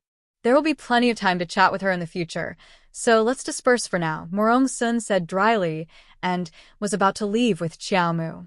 Yu Qian hastily walked out of the crowd and bowed to Morong Sun. She respectfully said, "Master, this disciple has something to report." Morong Sun paused and turned to look at Yu Qian. She asked kindly, "What is it?" Yu Qian lowered her head and said with a flushed face, "Sorry, Master, I didn't take good care of my junior sisters. 2 more junior sisters fainted today." Morong Sun. "Sect leader, your sister, come out." She really wanted to beat her up to vent her anger. "What do you mean by changing the 3-day meal to 5-day meal? Look at your grand disciples, they're fainting from hunger so easily. Doesn't your conscience hurt? They all fainted from hunger?" Little child looked at the master and disciples as if she was looking at a weirdo. That look in his eyes was simply insane. Morong Sun suddenly had a feeling that her youngest disciple was looking at her like she was looking at an idiot. It made her feel so stifled. Du Qian hurriedly raised her head and said, "Little junior sister, don't worry. Even if senior sisters eat less in the future, we won't starve you. Don't ever leave the sect. Master loves you very much. If you run away, Master will be sad." Morong Sun. She was actually speechless. The child. Thank you. If you go hungry for one more meal, you will die. For the sake of this baby, are you going to endure the pain and change it to one meal every 10 days? You bunch of idiots, don't you know how to go out and pick up some missions? How about it? You're a group of level 3 and above mystic cultivators. Oh no, there are many level 5, level 6, and even level 7 mystic cultivators among you. It shouldn't be difficult for you to take on a few missions to support your families, right?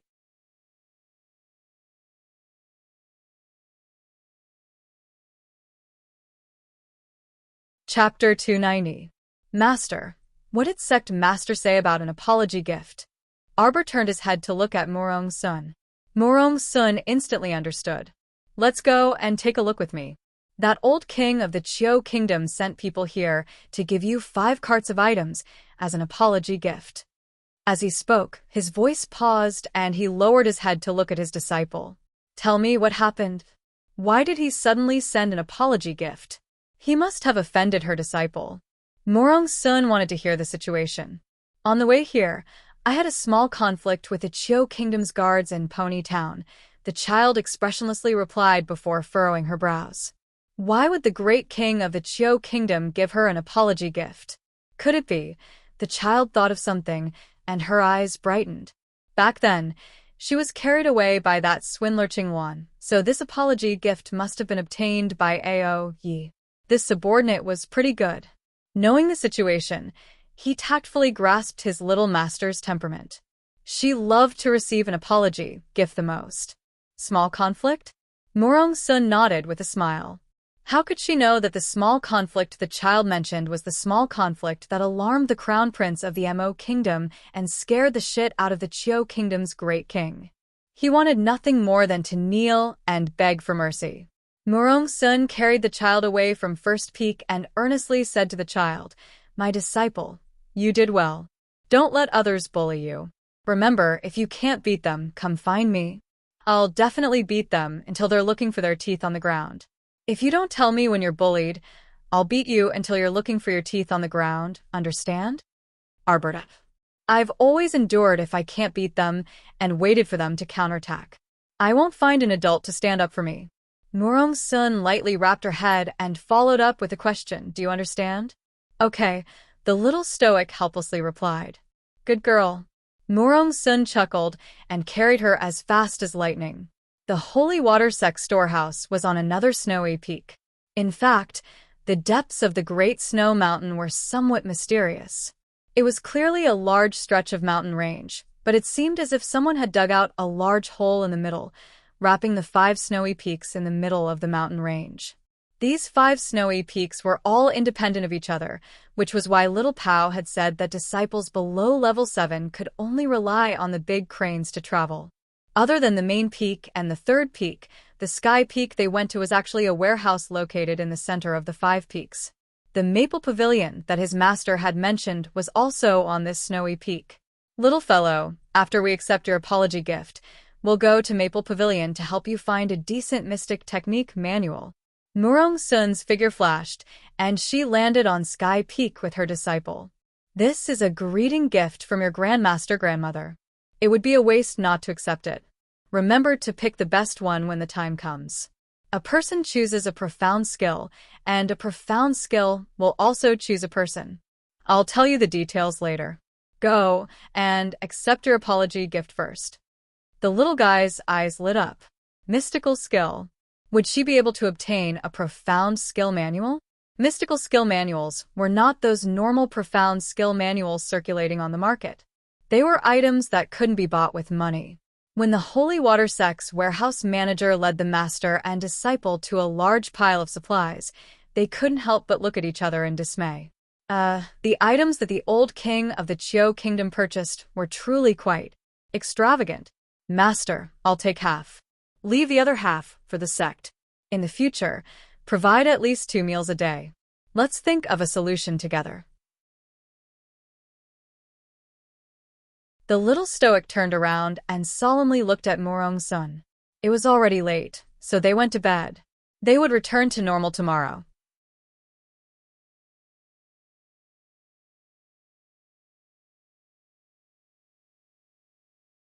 Chapter 291. Before Morong-sun could speak, Auntie E pounced over and planned to hug the child and kiss her fiercely. Child, the sect is truly too grateful to you. If you need anything in the future, just tell Grandma. Grandma will definitely help you. Morong-sun blocked Auntie Yi's actions. Enough, enough, enough. Go divide the things and create a small storeroom. Disciple, this is your Grandma, E. If you lack anything in the future, just ask Grandma, E. Auntie E. Sun is going to spoil her disciple to the heavens. Auntie E was over 50 years old and was the sect master's personal attendant. She had managed Sky Peak for several decades, so she was naturally loyal and devoted to the entire sect. Recently, she had been worrying about the sect's food resources, so when she heard the child donate 2.5 carts of supplies, it was truly a blessing from the heavens. She did not know how to express her joy. Auntie E quickly gathered several subordinates to help divide half of the supplies in the storeroom and move the rest to another small storeroom. She turned to Morong-sun with a chuckle and said, "You master and disciple can call a few more people over to move. Big Crane is in the back garden, so help yourself. I'm going to organize and register the supplies now, so I won't entertain you too." After Auntie E left, only Morong-sun and Xiao Mu were left in the storeroom. Morong-sun took out a sect messenger talisman and said, "Master will have your eldest senior sister and the others come over and help move the things back to your court." Xiao Mu's inner world naturally could not contain so many supplies. This was the common thought of all normal people. "No need, Master." Expressionlessly, the child stretched out his hand and took out 20 blank storage talismans. He roughly divided the batch of supplies and put the food, cloth, utensils, and so on into the talismans. In less than 30 minutes, he was done quickly. As soon as Xiao Mu turned around, she was met with Morong-sun's dumbfounded face. Xiao Mu thought for a moment and took out 20 storage talismans from her pocket. She pattered to Morong-sun and handed a stack of talismans to her. She magnanimously said, "Gifts for eldest senior sister and second senior sister are useless to Master. So give this to Master. Take it, I still have a lot." Disregarding the gifted and used storage talismans, she still had 100 empty blue storage talismans and 1 purple storage talisman. Morong-sun, what kind of rich disciple was this?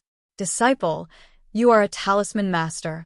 With so many storage talismans in hand, no one would believe that he was not a talisman master. Who was Morong-sun? She only needed to think for a moment to figure it out. The child didn't hide anything and nodded. "Yes, Master. I'm a talisman master." Morong-sun swayed and hugged her little disciple in her arms. She lovingly patted her little head and said with a smile, "Aya, you truly are a surprising child. I like your gift very much." The master and disciple left the storehouse and headed for Maple Pavilion. The 2 storehouse stewards who were guarding the door looked at each other, thinking that the master and disciple had gone back to call for someone. After waiting for a long time and not seeing anyone return, they inexplicably entered the storehouse to take a look and found that everything was gone. They couldn't help but be dumbfounded. By this time, the master and disciple had arrived at the entrance of the Maple Pavilion. From the outside, this looked like a simple small pavilion without any fancy decorations. There wasn't even a single guard around it. Morong-sun said, "There are 4 talisman matrices set up around Maple Pavilion. The first layer is an illusory matrix, the second layer is a trapping matrix, the third layer is a killing matrix, and the fourth layer is a killing matrix. If you try to force your way in without knowing the situation, you definitely won't be able to break in."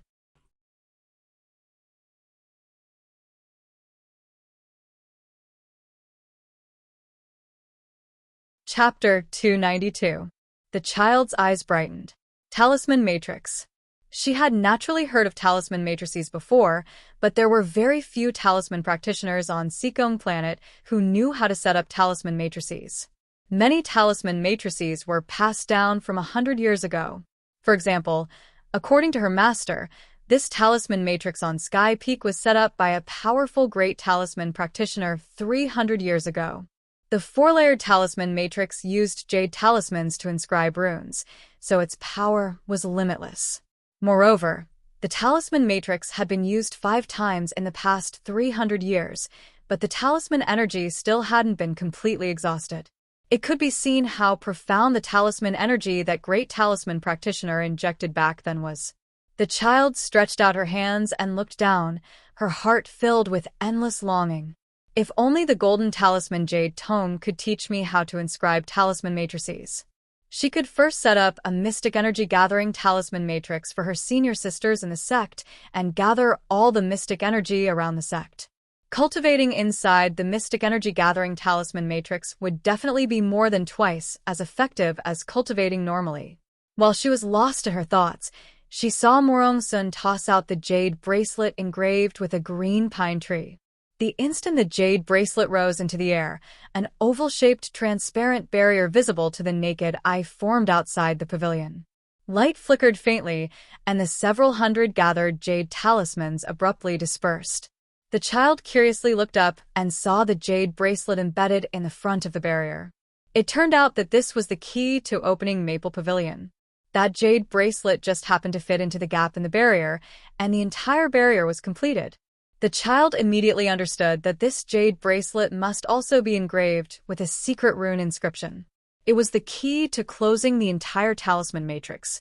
The child's eyes glowed, and she admired this great talisman practitioner even more. What an amazing person! Morong Sun smiled faintly. This great talisman practitioner is your grandmaster grandmother's good friend. He's the previous patriarch of the talisman patrician family Mu Chaoyang. Currently, he's been traveling outside for who knows how many years, and the entire talisman patrician family has become increasingly deformed. Morong Sun shook her head and patted the child's head. Don't say too much about these matters. They don't have much to do with us. Now, you have to listen carefully to what Master is saying. You have to enter Maple Pavilion alone in a moment. Master can accompany you inside. Maple Pavilion might look like an ordinary 2-story pavilion from the outside, but it actually has 7 levels.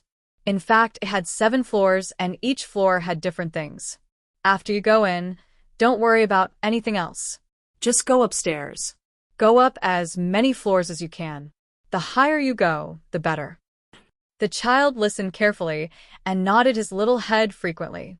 Until you encounter the resistance of the floor that prevents you from going up, don't try to force your way through. Stop immediately. In the center of this floor, there's a crystal platform. Inject your profound energy into it. From the 4th floor onwards, there are not only profound skills but also profound weapons and even spirit weapons and spirit skills. Treasures choose people, and people choose treasures. When you choose, you have to rely on your own heart. Naturally, the thicker the profound energy covering a spiritual item, the better it was. Understand? The child nodded. Morong Sun knew that she was meticulous and extraordinarily intelligent, so she did not say anything else. She chuckled lightly and said, "Then go in now. Remember, the talisman matrix will transport you out once 4 hours are up. That's why you have to hurry." "Got it, Master." The child was eager to try. Not only did she want to go in and pick a treasure, she also wanted to go in and observe this talisman formation. Even though she would definitely not be able to figure out the profundity of the talisman formation, at least she would be able to come into close contact with it.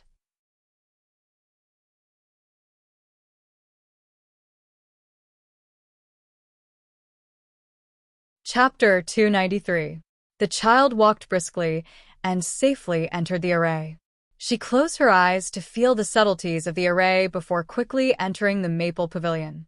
The 1st floor of the Maple Pavilion. The child looked left and right and discovered that other than the 4 walls, there was nothing else inside. Xiaomu pondered over her master's words and ran forward with small steps. On the left side of this empty room was a spiral staircase. The child climbed up the stairs in one breath and made several turns. She didn't encounter any obstructions, and her mystic energy flowed freely. She didn't feel uncomfortable at all. So strange. The child stopped with a palpitating heart and looked around for a while. She even ran to the center of the room on this floor, wanting to sense the crystal platform that her master had mentioned. In the end, there was no reaction. She could only continue climbing up the stairs.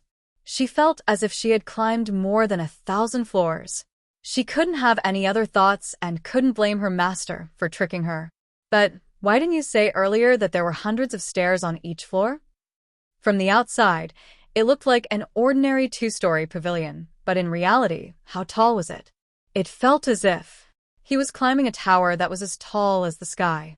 She kept climbing without limit and felt like there was no end. The child had been counting the time in her heart ever since she entered. 2 hours should have passed by now. However, the path looked endless, and there was no reaction from the center of the room. It couldn't be that after 4 hours, he didn't get anything and was directly teleported out, right? Just thinking about it made her angry. The child, who had originally felt a little tired and wanted to rest to catch her breath, hurriedly climbed up the stairs again when she realized that there might not be enough time. The space in this pavilion must have been modified by that powerful talisman master. Under the influence of the array, the space in the entire pavilion was different from the outside world. Xiaomu wiped away her sweat and raised her head to look at the endless spiral staircase. She couldn't see the end of it, and her heart turned cold. Xiaomu gritted her teeth in a huff and took out a small bottle of water from her pocket, drinking 2 mouthfuls. He immediately slapped 2 speed talismans on himself, stacking them together to increase his speed. Within 20 minutes, his speed had increased by 3 times. The little fellow rushed up like a shooting star until the 2 speed talismans were completely exhausted and fell from her body. Xiaomu's head crashed into a sturdy wall. Her head came into intimate contact with the thick wall, and with a bang, her little head almost fainted from the impact. Oh my God, her smooth little forehead is probably bruised from knocking on the ground. There was nothing in front of him, but he had indeed been blocked by an invisible wall. Xiaomu rubbed the pain on her forehead and reflexively took 2 more steps up. Suddenly, a vast and mighty pressure directly slapped her down the steps. Caught off guard, the child rolled down and landed on the platform. The small group of people fell quickly, but they got up even faster. Rubbing her small waist, the little fellow jumped up from the ground. She looked back and saw a crystal platform rising from the ground in the middle of the house. The child hurriedly ran over and saw a black ball placed on the crystal platform. Other than that, there was nothing else in the room. He had to inject his profound energy into it. The child recalled Morongsun's words and walked up the steps to the black ball. She slowly placed her small hand on the black ball. From the corner of her eye, she saw a number carved on the crystal platform: 6.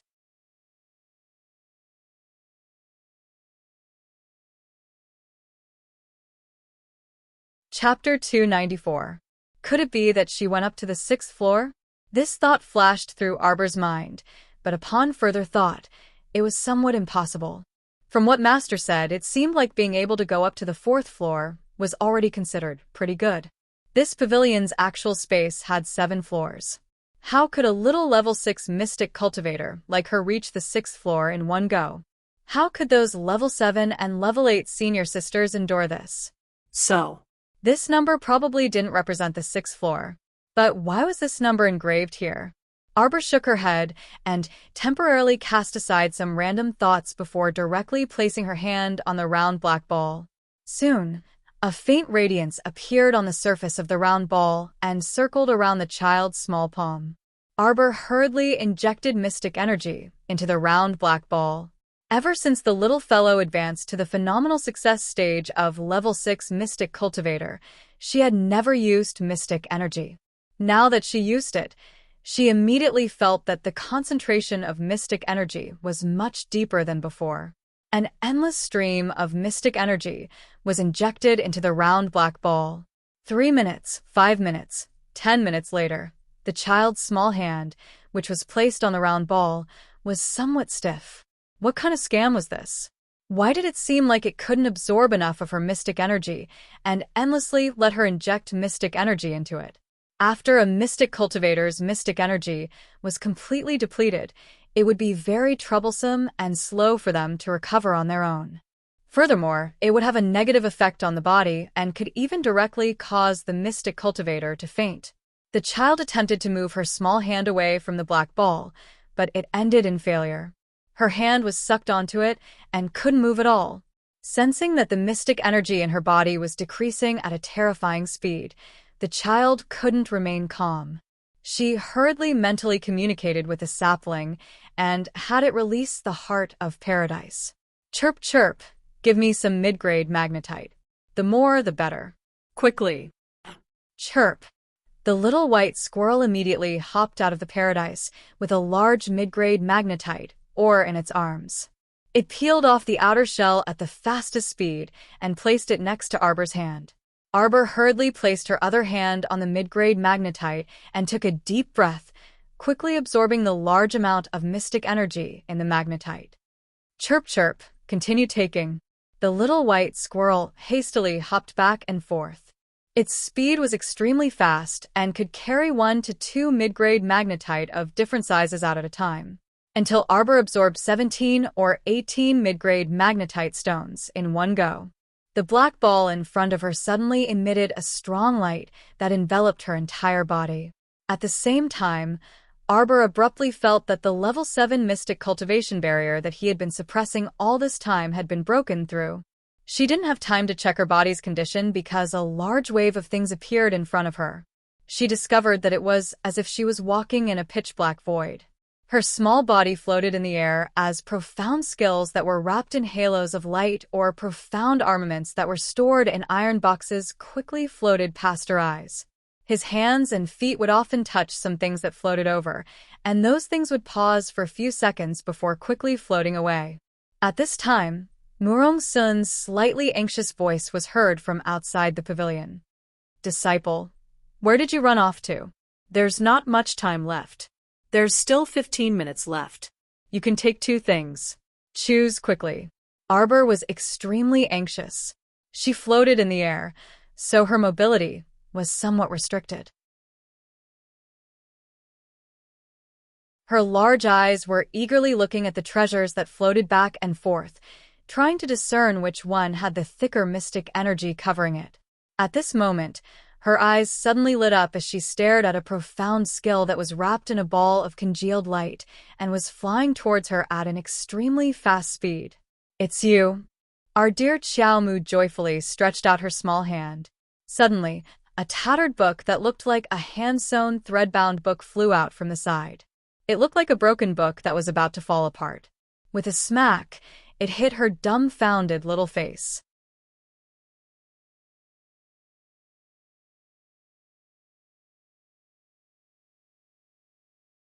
Chapter 295. Following that, the little fellow looked on helplessly as the profound skill that she had her eyes on, which was wrapped in profound energy, brushed past her little palm with a whoosh and shot out. Whoa. Her profound skill. Don't go. Her profound skill. Arbor waved her little hand and directly swept that lousy book away. While her body was upside down and her head was facing downwards, she used all her might to slide her 4 limbs as she anxiously chased after that profound skill. However, in the next second, with a crisp poth sound, that damned lousy book once again flew over and rashly smacked onto her head. The little fellow's entire face turned green. What the hell was this lousy book doing? The other profound skills were all beautifully packaged, wrapped in profound energy as they wandered around in this space. Just looking at them was extremely pleasing to the eye. What about it? It didn't have the looks, it didn't have the profound energy, it was so tattered that it looked like it was about to fall apart. Once, twice, fuck, it smacked onto her head for the 3rd time. Scram. Seeing that the lousy book was about to smack her face again, our dear Xiaomu angrily punched over and directly sent that lousy book flying. little thing, not to mention that it was ugly and dirty. The most important thing was that this lousy book didn't even have a trace of profound energy on it. How could she endure this? She came here to search for treasures, not to plunder trash. The little fellow kicked her little legs and glanced at the profound skill that had flown away without a trace. She bitterly wrinkled her little brows. Woo-woo, her profound skill. The profound skill that she had set her eyes on. A piece of meat that was about to enter her mouth flew away just like that. Pa! Pa pa! Pa. I-oh, what the hell? She slanted her eyes to look back and couldn't help but faint from anger. The back of her head was smashed by that lousy book until she cried out in pain. The little fellow hugged her head and scurried away like a kangaroo. But there wasn't any force in this space, so where could she run to? She saw that lousy book chasing after her and smacking the back of her head fiercely. Do you have to freaking have such a vengeful heart? Why was it that after being smacked so many times, that lousy book that looked like it was about to shatter didn't fall apart? Although it didn't fall apart, the dust that came out of it almost choked her to death. How long has this lousy book been in the Maple Pavilion? Damn it, every time he patted it, there would be a pile of dust. No matter how he looked at it, it did not look like a treasure at all. Instead, it looked more like a piece of junk. Xiao Mu clutched her head in confusion and yelled, "Stop taking pictures! Stop taking pictures! Take it. I'll just take it." Xiao Mu stretched out her two little fingers and pinched the corner of the book with a look of disgust. The damned book calmed down. It really was quite miraculous. Xiao Mu tore a piece of clothing and wrapped the tattered book in it. She even wrapped it 2 more times to prevent it from being exposed. Then, she solemnly put it into her bosom. It was not that she cherished it so much that she wanted to wrap it with the corner of her clothes. It was because it was too dirty. Moreover, it didn't smell much from afar, but it smelled a little stinky up close. Xiao Mu really wanted to cry now. She didn't even know which cesspit this lousy book was fished up from. Grandmaster Grandma was too deceitful. Why did she put this lousy book on this floor? If she had known, she would have gone to the 3rd floor or even the 2nd floor to look for treasures. It would have been better than this floor.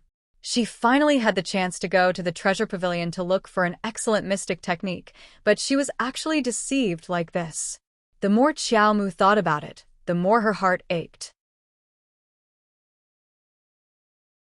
She moved her limbs and looked around, thinking that it was fortunate that she could only take one. There wasn't much time left. She just had to hurry and find a more reliable mystic technique manual.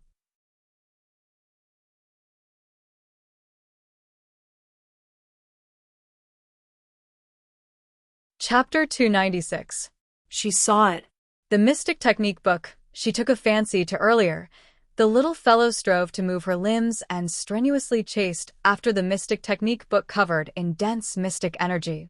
Just as her hands were about to hug the mystic technique book, Arbor's face finally revealed a bit of anticipation. Suddenly, a bone-chilling rectangular iron box fell from the sky and landed heavily in her outstretched hands.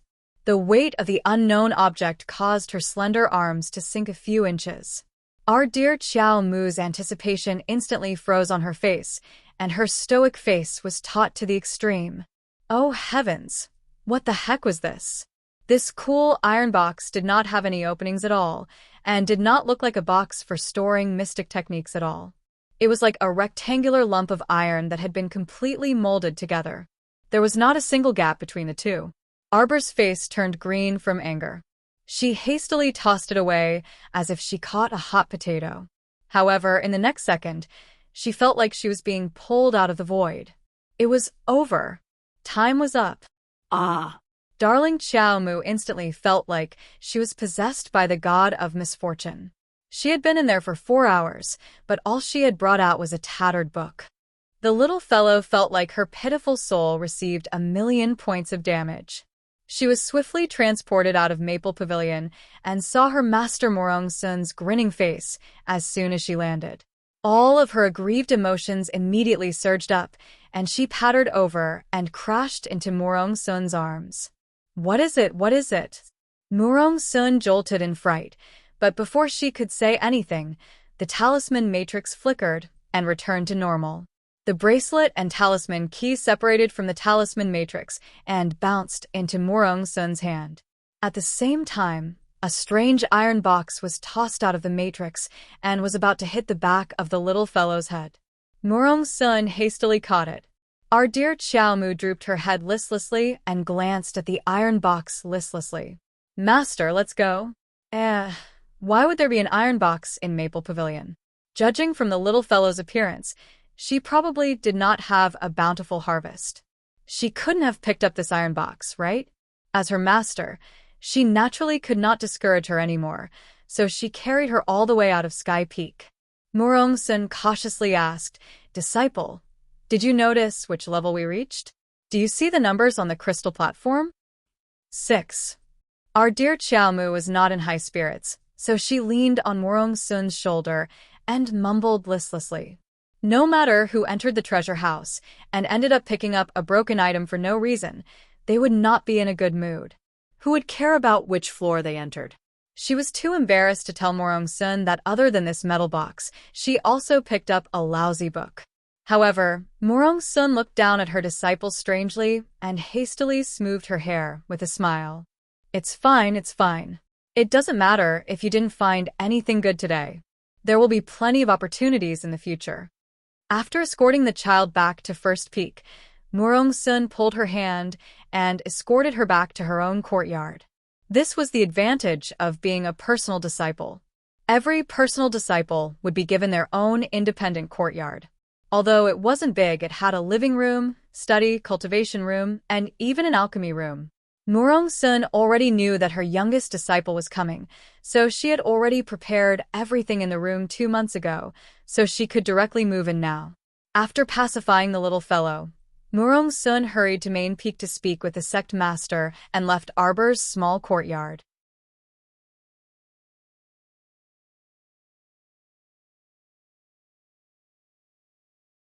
Chapter 297.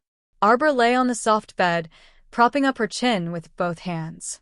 She stared at the worn-out book and metal box placed at the head of the bed in a daze, as if she had nothing to live for. It wasn't until a rustling sound came from the window that Arbor looked up and saw Weak Chick, who had just come back from wandering around somewhere, crawling in through the window. Coo! The little fellow couldn't be bothered to argue with it. She lay on the bed motionlessly, not even bothering to lift a finger.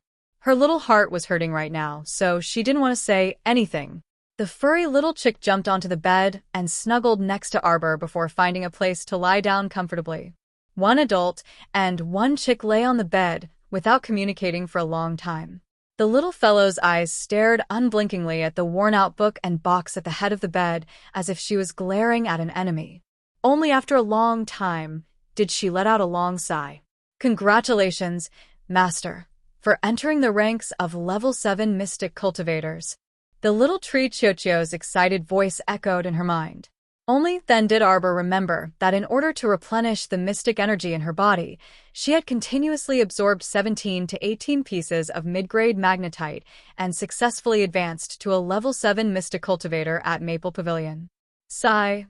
The little fellow lay on the bed and let out another long sigh. Even if she advanced to a Level 7 Mystic Cultivator, it couldn't stop her current depressed mood. Master, why are you unhappy? Chochio's noisy voice continuously rippled in her mind. If this lousy tree was in front of her right now, she would definitely slap it to death. Master, you've advanced to a Level 7 Mystic Cultivator now. Although you're only at the entry stage, you're still a Level 7 Mystic Cultivator. Oh my ass. The child crawled up from the bed and grumpily said, Hurry up and say what you have to say. Master, Chochio will help you integrate the Heart of Paradise into the star domain right now, okay? Chochio's excited voice kept rising. Master, are you surprised? Are you happy? Although the other parts of the star domain still can't be opened, at least you'll have Paradise Planet in the future. The child pounded the bed and said, Stop talking nonsense, hurry up and do it. After saying so much, she actually had no idea what the lousy tree was mumbling about. Then, Master will feel a little pain, Chochio said softly, and Arbor felt a piercing pain spread through his body. It was as if her dantian had been cut open and something was embedded in it. That kind of bone-piercing pain was not something that could be described with words. How is this a little bit of pain? Before the child fainted from the pain, he cursed the 18 generations of little tree's ancestors in his heart. She knew that the little tree was too unreliable. Little junior sister, little junior sister. A soft murmur drilled into her ears, gradually waking her up. Goo. The little chick sensed that its master had woken up. It shook its green feathers and nudged her body. Arbor opened his eyes slightly and met Su Shanshan and Shui Zhao's worried gazes. Eldest senior sister? Second senior sister. At first, the child didn't understand what was going on. After a while, he realized that he had fainted from the pain caused by the small tree. Little tree was pretending to be dead. He didn't say anything even though he knew she was awake. Mystic energy silently circulated through her meridians. After discovering that there was nothing wrong with her body, the child finally relaxed slightly. She struggled to sit up. Su Shanshan hurriedly reached out to support her and stuffed a soft cushion behind her back. Lie down for a while more. I'm fine, eldest senior sister. Little fellow, if you're tired, sleep a little more. Don't force yourself, Shui Zhao said.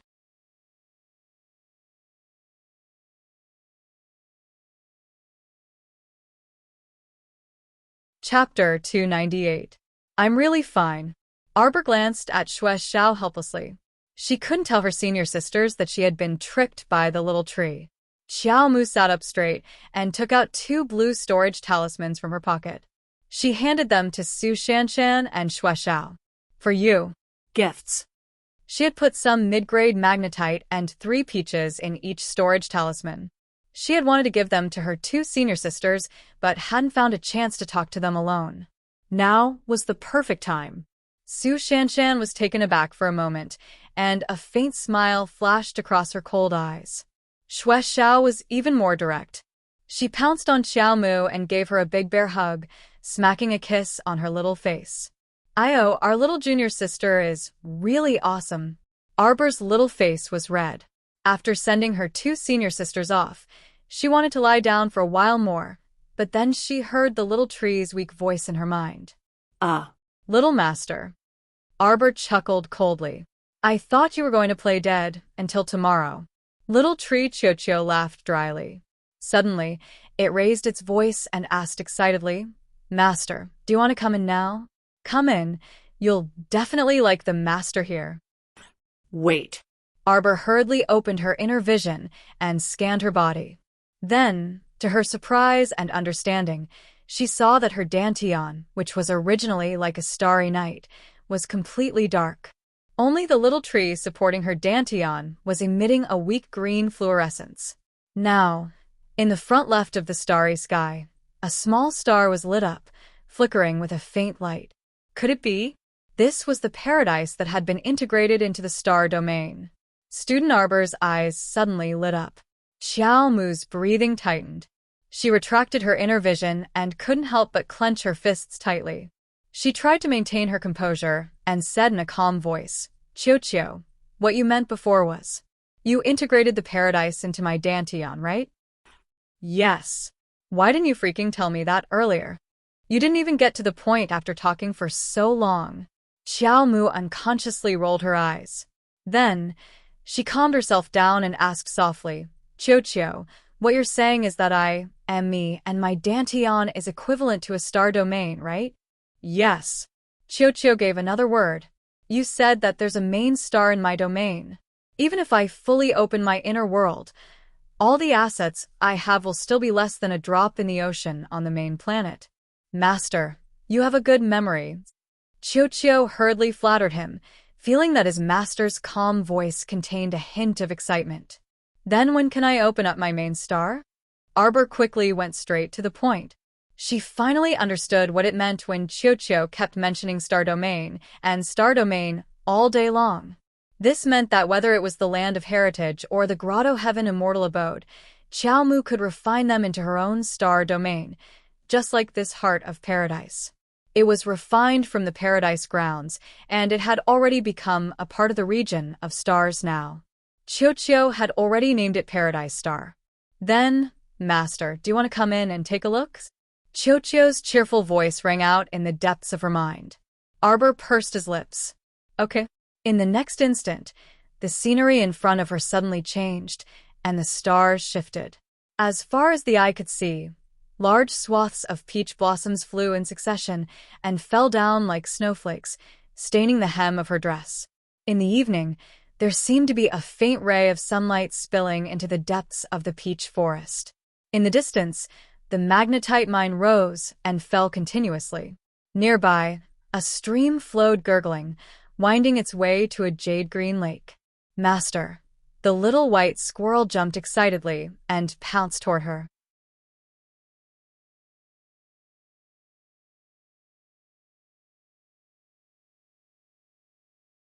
Chapter 299.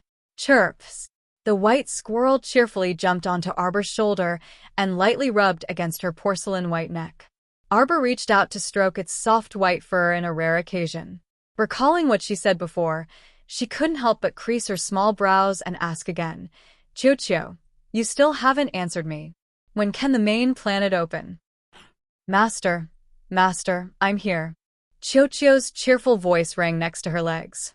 Arbor looked down in search of the sound and saw an adorable little tree ant waving its branches at her. The little tree ant only reached her waist in height. Its 2 branches formed 2 thin arms, and its 2 round, beady eyes were embedded in the tree trunk. 4 to 5 tender leaves grew on its small, pointy head, and the leaves on its head swayed back and forth as the branches swayed. Chochio. This was Arbor's first time being able to physically approach the little tree ant Chochio. Previously, she had always used her inner vision to look at Chochio and her dantian, and at most used her apparition to approach it. MHM. Master, I am Chochio. My main body can't move in the star domain, but I can break off a branch and use it as a doppelganger to help Master manage Paradise Planet. The little tree ant hopped up and down while pulling on her belt, easily jumping onto her arm and then onto her left shoulder.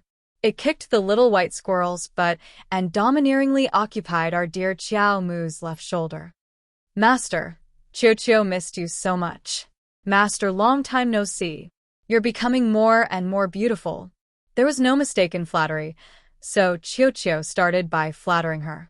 The little stoic was unmoved and expressionlessly glanced at it from the corner of her eyes. I asked you a question, but you still haven't answered. Chochio's beady eyes immediately drooped, and it drooped its head in indescribable guilt. You're a tree ant. Aren't your expressions a bit too rich? Speak, I can take it. Arbor was already accustomed to the little tree's unreliability, so she wasn't surprised by this. Chochio immediately raised its tree head and said a long string of words at an extremely fast speed. Although Master has already advanced to a level 7 mystic cultivator, it's merely a small step on the great path of cultivation. Let alone activating the main planet, it's not even possible for us to activate Fish Orchid Planet right now. Wait, the Fish Orchid Planet? The little fellow was beginning to grasp the main point of the deceptive ball's words. Master, what did you say? You said Fish Orchid Planet. Fish Orchid Planet? Did I mention Fish Orchid Planet? What is the Fish Orchid Star? The small tree's beady eyes were filled with confusion. See, what's there to say to a brainless tree? The first 3 sentences were said, but the last 3 were immediately forgotten. Xiao Mu couldn't be bothered to retort, so she helplessly grabbed it and brought it to her face. Her fingertip poked the leaf on its head. Other than the main star, how many planets have I activated in this star domain? I mean before? Other than the main planet, there are other planets. The little tree Chochio looked at its little master in bewilderment. Arbor took a deep breath and suppressed the lava that was about to erupt. With a stoic face, he deliberately forced a stiff smile at the little tree. Chochio. Master's expression was a bit frightening. How old are you? Why is your memory so bad? Chochio immediately said aggrievedly, I don't remember how old I am either. The little tree ant was flung out in a perfect arc in the air. However, it quickly ran back with tears in its eyes and hugged Arbor's little feet as it shouted, I remember, Master. Other than the main planet, We also activated this paradise planet.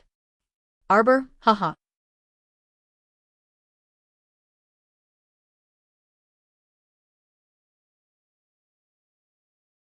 Chapter 300. Master.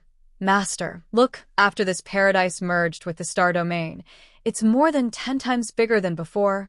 The sapling Chio-Chio cheerfully hugged its little master's foot and ran forward with her. Although this paradise planet is pitifully small compared to any other planet, it's still pretty good. It's already as big as 5 or 6 Shiju cities, right? Previously, your supplies stuffed the paradise to the brim.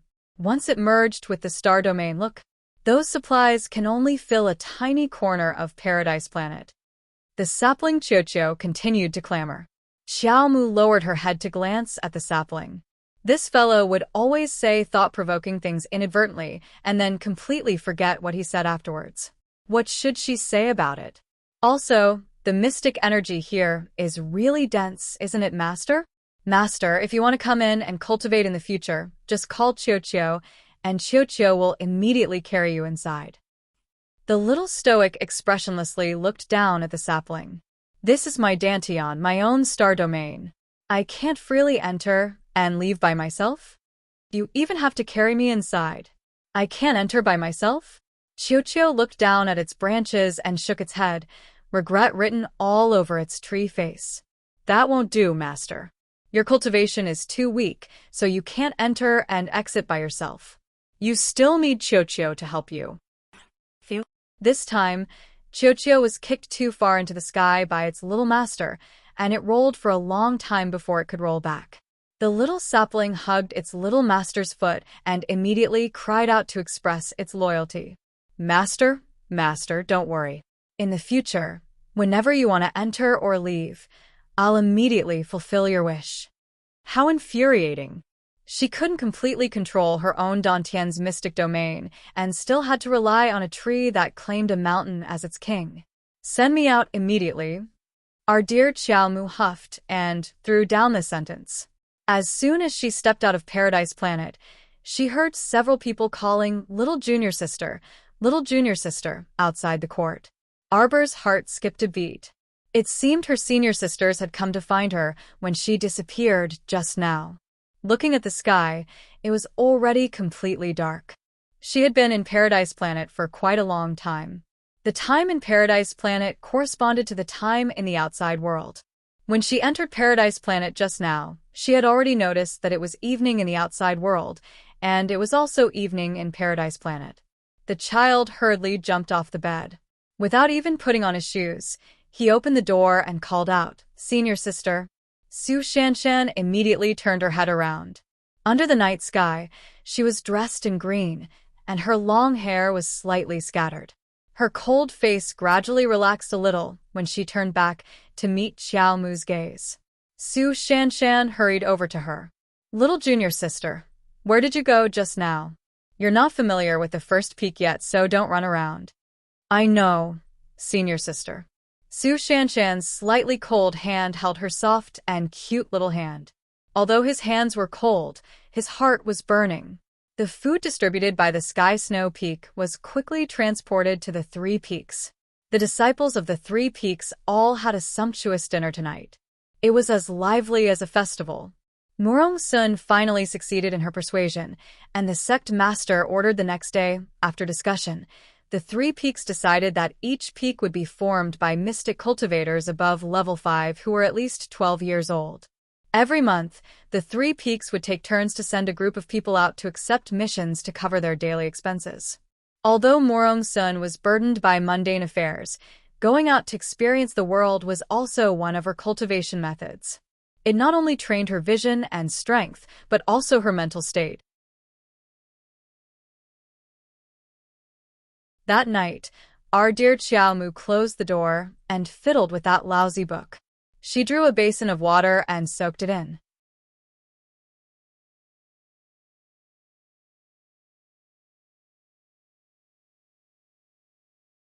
Chapter 301. Did you think that the child wanted to soak some treasure out of this broken book? Of course not.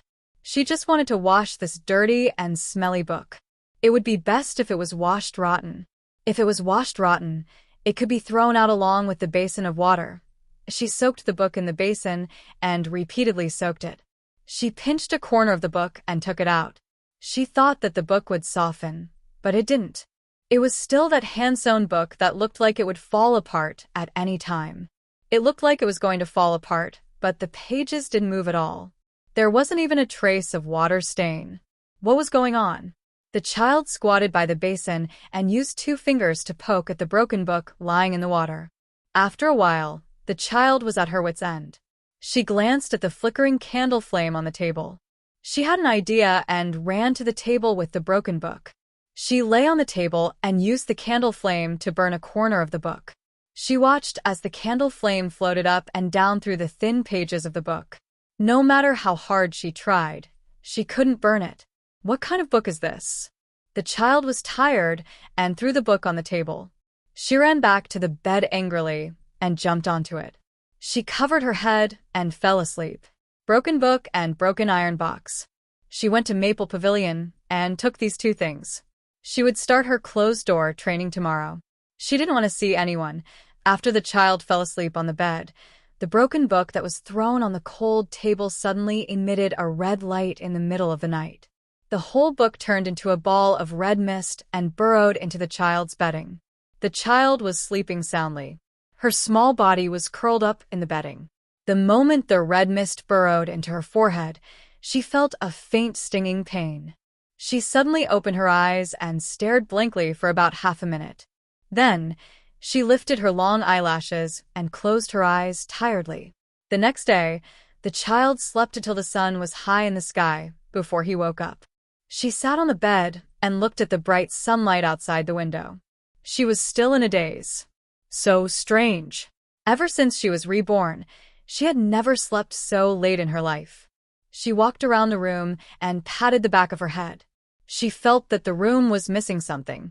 After washing up, the child sat at the table and poured himself a cup of herbal tea. His hand that was holding the teacup suddenly froze. His gaze fell on the corner of the table as he tried to recall yesterday's events. She clearly remembered that she had thrown that lousy book on the table. Where did the book go?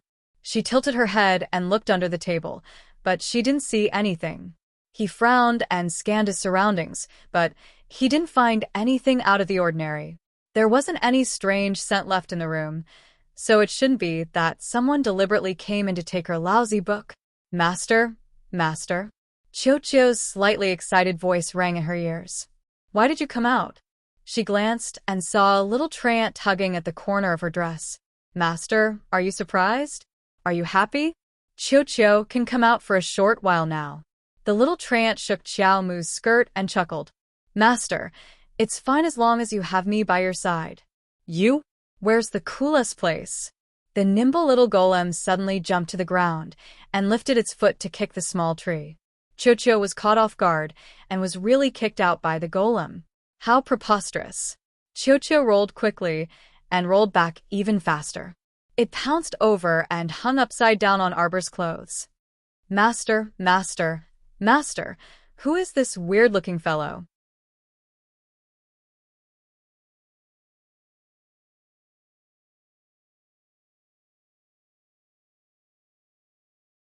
Chapter 302. Big Treasure had been by her side for so long, so Arbor didn't believe that Chocho didn't recognize it. Xiao Mu grabbed one with each hand and pulled both of them down. She threw them on the table and left the room after saying, You two get along well. Wait, master. The little treant waved its 2 thin branches and jumped up from the table. Why, you should take a look at your conscience first. Xiao Mu turned around in confusion. She was about to find senior sister Sue to take her on a tour of the first peak. What was there to see about her conscience? Every time she saw that lazy apparition, a certain JoJo would get angry. The apparition was so diligent in her previous life, but it became lazy in this life. This wasn't good. Master, master, there was something in your conscience in the latter half of last night. I saw that it didn't cause any damage to your conscience at all. It even seemed to be very beneficial to you, so I didn't chase it out. What? Xiao Mu lowered her head and looked at herself in confusion. There was actually an extra ball in her conscious, and it went in the middle of the night. Why didn't she notice it at all? Wait. Arbor's little face instantly darkened. When the golden talisman jade tome forcefully entered her conscious, didn't it open a small paragraph of explanation? Something about being able to stabilize the consciousness, automatically activate the power to protect the soul, and so on. If she didn't understand, then, to put it simply, it should be able to protect her conscious. That was how the child understood it. But now, an unknown object had entered her conscious in the middle of the night. Why didn't the golden talisman jade tome warn her? Why didn't the golden talisman jade tome take precautions? Why didn't the golden talisman jade tome chase it away? This meant that it was just bragging before. Other than teaching her how to draw talismans, what else could it do? If you want to draw talismans, then draw talismans. Why are you blindly bragging about something so profound? Are you bullying me for being uncultured? The child chuckled and returned to the room in a bad mood. She sat down on a chair. After condensing a strand of mystic conscious from mystic energy and seeping into her conscious, Xiao Mu's eyes still saw that empty conscious. Her apparition was sprawled out on her back on the ground that was crisscrossed with ravines. Her lazy appearance made the little fellow want to drag her out and give her a good beating. 12 jade slips floated quietly in midair. Sure enough, there was a ball of red mist beside the jade slip. Moreover, there was a circle around it that wrapped around quite a few milky white mystic senses. To be honest, her previous mystic conscious was pitifully meager, but ever since she advanced to become a level 7 mystic cultivator, her mystic conscious was definitely stronger than before. However, he didn't know what the red mist was for. The red mist seemed to sense that she was looking at it. It suddenly floated up and swallowed the outer layer of mystic sense into the mist ball. Arbor was shocked and hurriedly cried out, little ball, is it eating my mystic sense? Hurry up and chase it out. What is this thing? Master, don't be nervous. Look carefully. Arbor calmed his little heart and looked again with rapt attention. He saw that the red mist had spat out the few strands of mystic consciousness that it had sucked in earlier. Compared to the previous few strands, there were clearly a few more strands of profound sense that were spat out. What is it? It actually knew how to nurture mystic consciousness. Master, you don't know? The sapling's voice was a bit strange. How would I know? You already said that it came in the middle of the night. I've never seen it before. Isn't it the lousy book that Master picked up, soaked in water, and roasted in fire?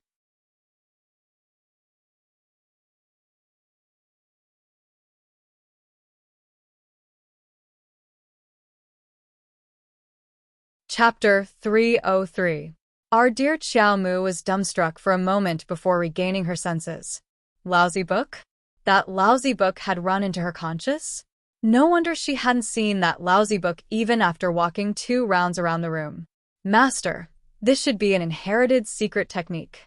Like your golden talisman jade tome, it can already change its form at will, so it must have existed in this world for a long time. As for why it was placed in your sex treasury, I don't know.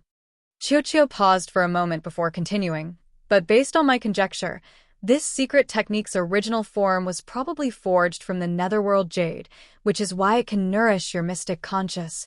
Our dear Xiao Mu's expression became increasingly sluggish. After a while, she finally found her weak voice.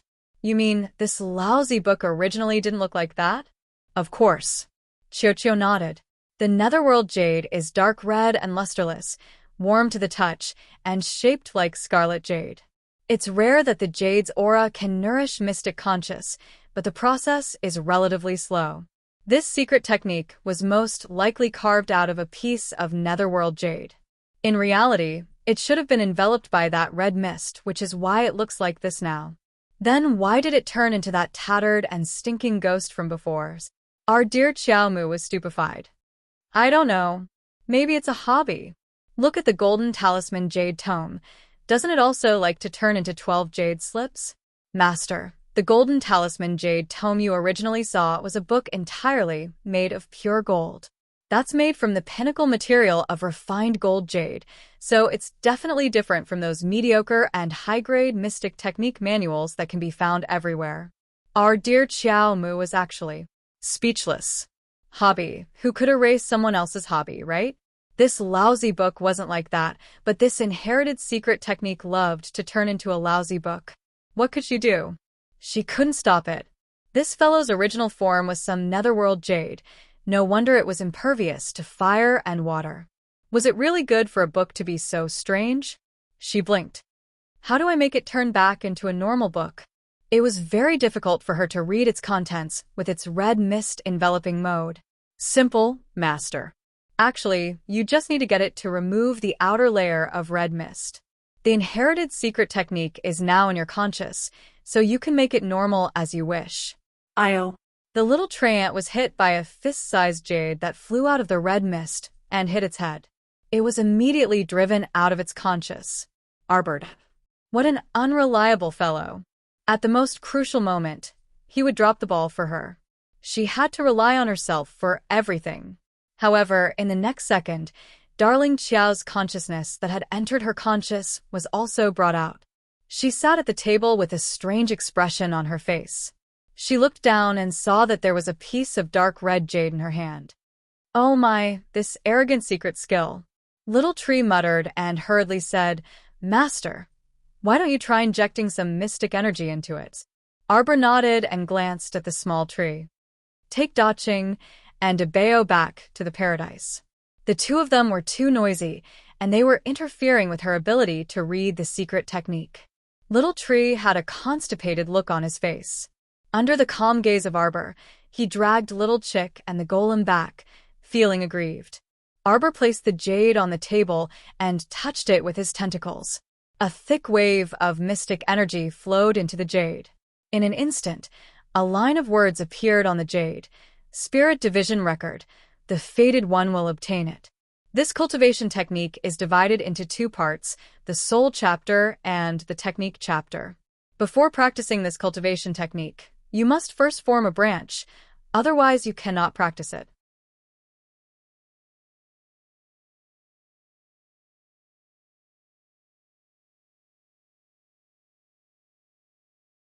Chapter 304. Branch Meridians? Chiao Mu reflexively looked inside herself and saw a fork in her mystic meridians before pensively retracting her gaze. Could it be that this hair-thin branch that was different from the mystic meridians was the branch meridians mentioned in the book? The reason the book chased after her relentlessly was because it sensed the branch meridians in her body, what she thought was most likely close to the truth. This inherited secret technique already knew how to hide itself, so it might not be unable to sense her branch meridians. Arbor reached out and brushed the crimson jade on the table. As her mind moved, a faint red light flitted across the jade and leapt into her eyes. Lines of small vertical characters suspended in midair and rapidly trembled as they appeared. How to forge and strengthen the branch meridians in the body, how to control the apparition of profound consciousness. Arbor's gaze flitted past the small characters at an extremely fast speed. The more she read, the more surprised her expression became. This inherited secret skill called the Spirit Division Record was really a little unexpected. After reading it, Arbor suddenly realized that the apparition of profound consciousness also needed the support of the main body to control and train it. Her apparition of profound consciousness was lazy every day. It was also because she didn't control it and allowed it to laze around all day. Don't blame her for not knowing the reason. Although she cultivated an apparition of profound consciousness in her previous life, it took her almost 10 years of effort.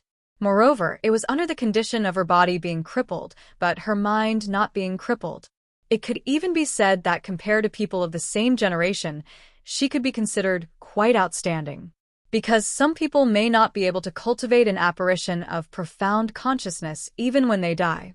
At that time, her environment was completely different from now. Under that harsh and vile environment, her heart was always filled with layers of murderous intent. She wanted to escape the treatment of a small animal. She wanted to escape the shackles of fate. She had always been constantly striving for it, living with hope amidst despair. Therefore, the state of her apparition of profound consciousness at that time was completely different from the comfortable state she was in now. Her apparition of profound consciousness, under the urging of her instincts, was desperately striving to become strong in her conscience. And now she was comfortable. Even if she was filled with anxiety about the future, in reality, her days were still much more comfortable than in her previous life. The abundance of resources allowed her to be filled with absolute confidence and composure in the face of a world filled with zombies. The appearance of her sect allowed her to obtain a living environment that was completely different from her previous life. Arbor took a deep breath and closed his eyes, going through all the floating words in his mind. The first basic level of the Spirit Division Record's Soul chapter was to train the first branch meridian and condense all the profound energy in the branch meridian into profound sense, using it to skillfully control one's own manifestation of profound sense. As for the skills section, the content was also very extensive. There were descriptions of all kinds of weapons in the book. Naturally, Arbor couldn't brag until he was fat. He read through all the skill books in one day. So she chose a type of archery profound skill. Because zombies were too ugly, she didn't want to be entangled with them in close combat, so it was better to shoot them from afar. He still remembered that day when the Crown Prince had attached his mystic energy to an ordinary bow and arrow and killed a level 3 mutated zombie in one shot. This kind of usage of mystic energy and control of the bow and arrow had probably reached the point of perfection. After all, the slightest difference could lead to a huge loss. An ordinary bow and arrow couldn't be compared to a profound weapon which could allow one to attach mystic energy to it. Once there was a slight error, the ordinary bow and arrow would be the first to be unable to withstand the Crown Prince's surrounding mystic energy and would be destroyed.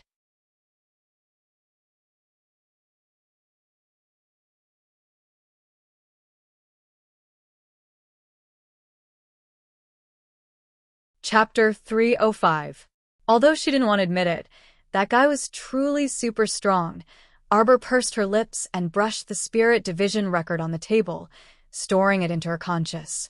Why the hell did she think of the Crown Prince for no reason? It must be because she was too idle recently and had to seize the time to enter closed-door cultivation. She naturally couldn't completely grasp the Spirit Division record with such little effort.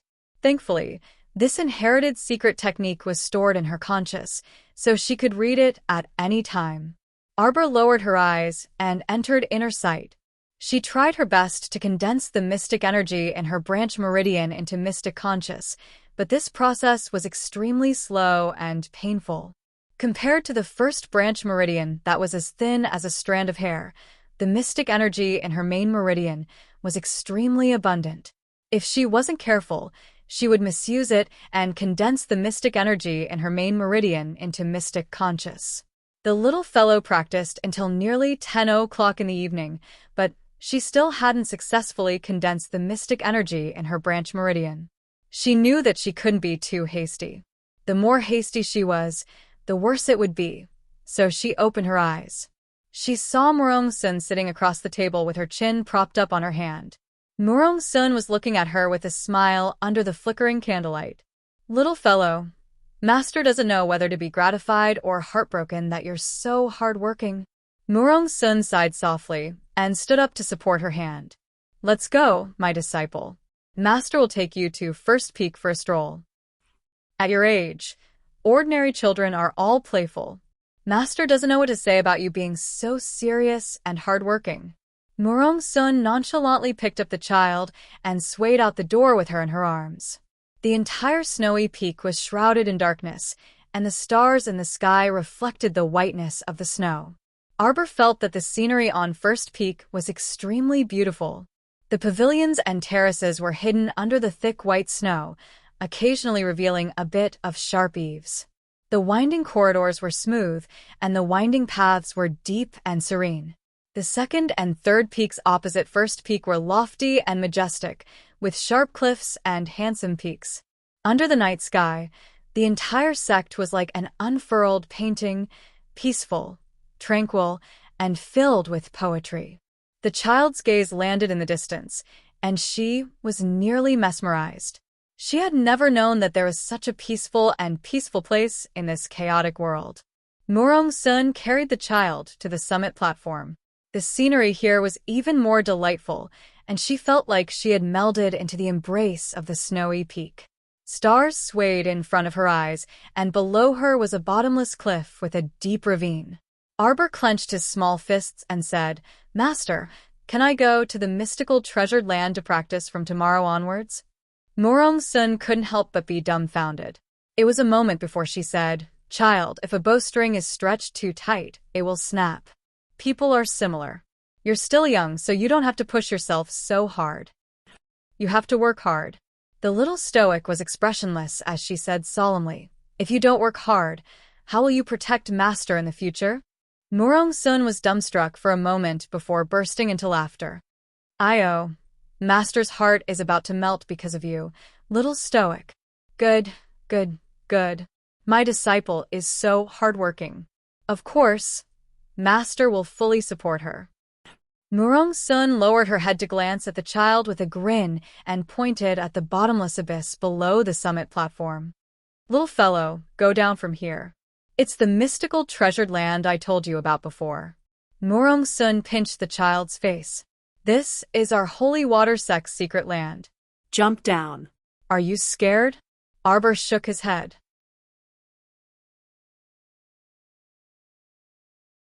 What could you expect a little stoic who could calmly face death to be scared of? Murong-sun leaped up with the child in her arms. "Then Master will bring you down right now."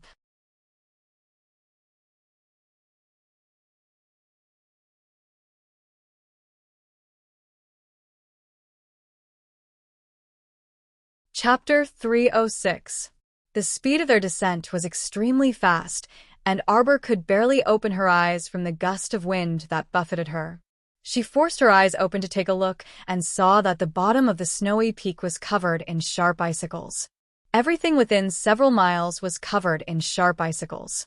If she accidentally fell on them, there was an 80% chance that she would become an ornament strung up on the icicles. Murong-sun's landing was extremely precise and landed on a small, oval-shaped platform. This was the only place that was surrounded by icicles. Arbor could finally open her eyes and look around before involuntarily exclaiming in surprise. In reality, the master and disciple did not land at the bottom of the snowy peak at all because the bottom of the peak was also covered in icicles. If they fell, they would still die. However, this small platform that emerged horizontally from the icicles extended from the side of the snowy peak. When they walked closer, they could clearly see that a 2-person tall hole had been dug into the snowy mountain wall. It looked like it was naturally formed. This place enshrines the holy water.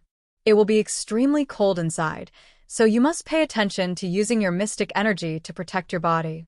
Don't let the cold air invade your body. It's not good for our mystic meridians.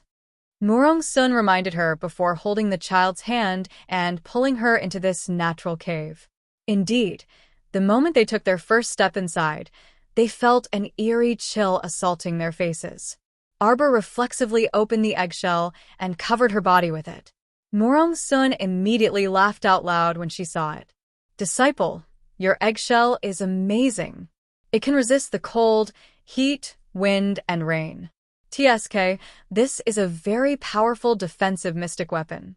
It can even block a powerful attack from a level 12 mystic cultivator." Murong-sun deeply suspected that she had taken in a nouveau riche child as her disciple. The little fellow grumpily followed Murong-sun with a dark face. "Master, no one will think you're mute if you don't speak right now. There are 3 levels below this mystical treasured land." Murong-sun explained with a smile. "The lowest level enshrines the holy water and is the coldest. Before you become a great level 10 mystic cultivator, don't rashly step inside. I'm afraid the cold air will harm your mystic meridians. You can cultivate on the first level for now. However, the cold air here is very dense, so you can't cultivate for more than 10 days at a time. Remember what Master said. Otherwise, when things reach an extreme, they will move in the opposite direction. If the foundation of the profound veins is damaged, it will not be good." Arbor looked at the icicles hanging upside down on the walls. The spikes on the ground should have been smoothed out by the people of his sect. When he stepped on them, it didn't affect his feet. He just felt a chill. Fortunately, she had a defensive profound artifact on her, and the profound energy here was extremely dense. Cultivating in seclusion here would definitely yield twice the results with half the effort. Arbor nodded. Murong Sun glanced at her worriedly. Do you want Master to stay here with you? No need. Arbor shook his head. Master, just come and pick me up in 10 days. Murong Sun helplessly glanced at the child and nodded. All right then. You must be careful here by yourself. If you need anything, use the messaging talisman to call Master. All right. From the second day onwards, everyone in the sect knew that their youngest junior sister had gone to the mystical treasured land to cultivate diligently. Since little junior sister was already so hardworking, how could they, as her senior sisters, fall behind? From then on, the entire Holy Water sect entered a state of making the best use of their time to cultivate. In the beginning, Arbor was brought out by Murong Sun every 10 days.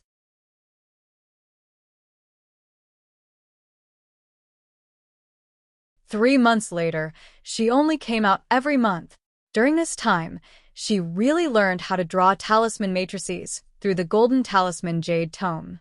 The first talisman matrix she drew was the Mystic Energy Gathering Talisman Matrix.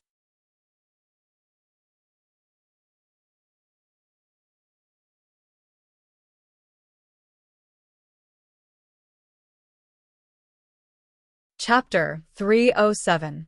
The Mystic Energy Gathering Talisman Matrix required 60 Mystic Energy Gathering Talismans. Right now, she only had 120 blank talismans left.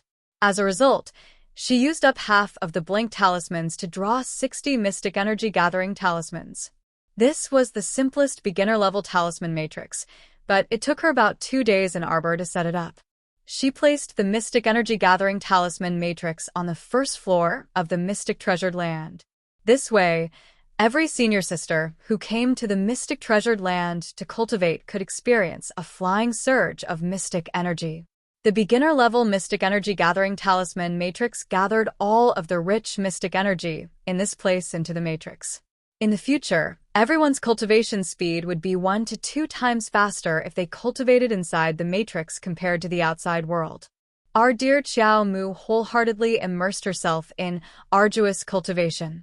Aside from closed-door cultivation, she consulted her master about martial arts.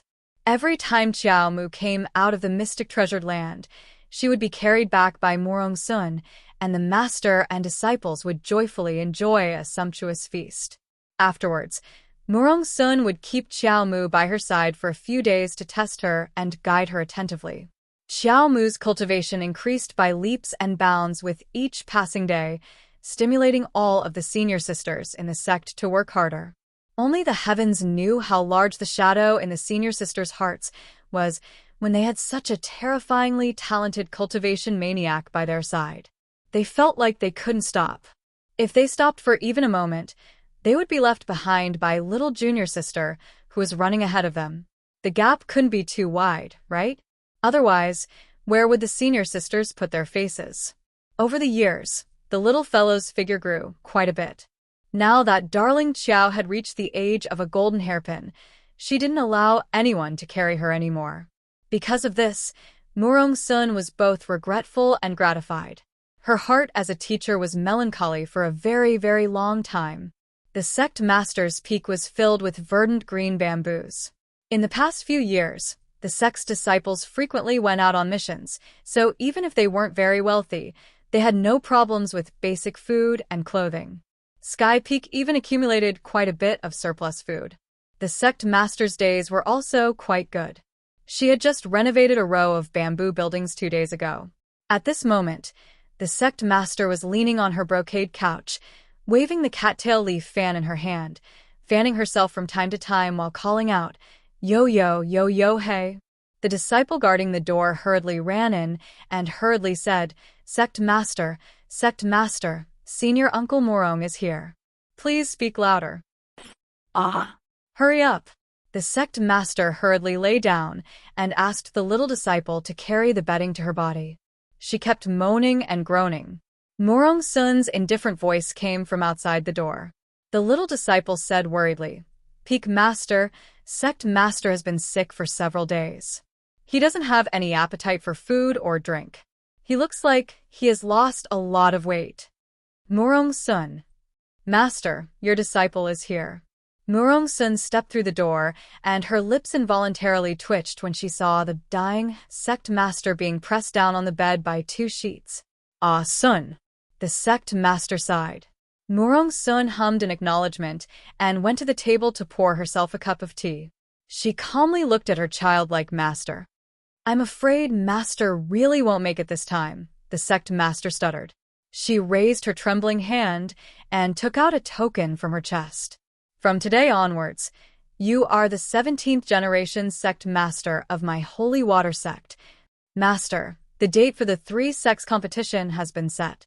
Murong Sun looked at the Sect Master with a grin.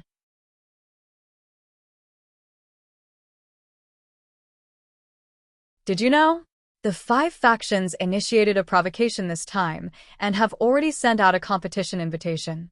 They plan to join the 3 sects competition and compete with us.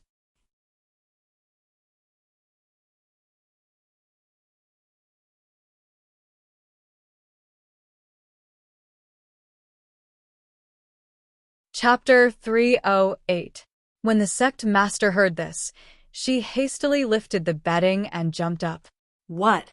The 5 factions sent out a competition invitation? Where's the invitation? Where is it? The Sect Master asked in displeasure. I didn't receive it, so I won't compete with them. Murong Sun. The other 2 factions have already received the 5 factions competition invitation. Murong Sun said, based on the time, the 5 factions representatives should be coming to the foot of our great snow mountain for the competition invitation in the next 2 days.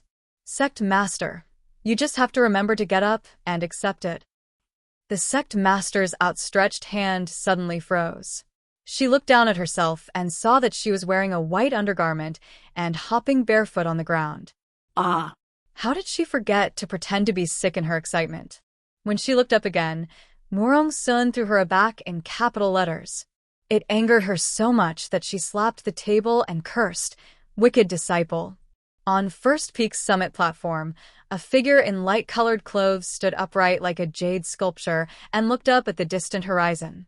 A wisp of drifting cloud illuminated the snowy peak in a fragrant white. Shriek. A cyan in the distance gradually stretched into a long cyan shadow and swiftly flew over. As it got closer, the beautiful cyan wings folded away, and a fluffy little chick flapped its wings and jumped onto the little girl's shoulder. It cooed twice and rubbed itself against the little girl's face. The little fellow turned her frosty face away and expressionlessly refused to let the chick rub itself against her. Caw? The little chick flapped its wings. Was Little Master in a bad mood? Arbor did not look at it. Her gaze was fixed in a certain direction for a long time, and her eyes that were as dark as deep pools dangerously narrowed bit by bit. 3 crow gold arrows were already in place on the pure black crow repeating crossbow in her hand. She raised her arm and aimed the crow repeating crossbow at a certain direction in the sky.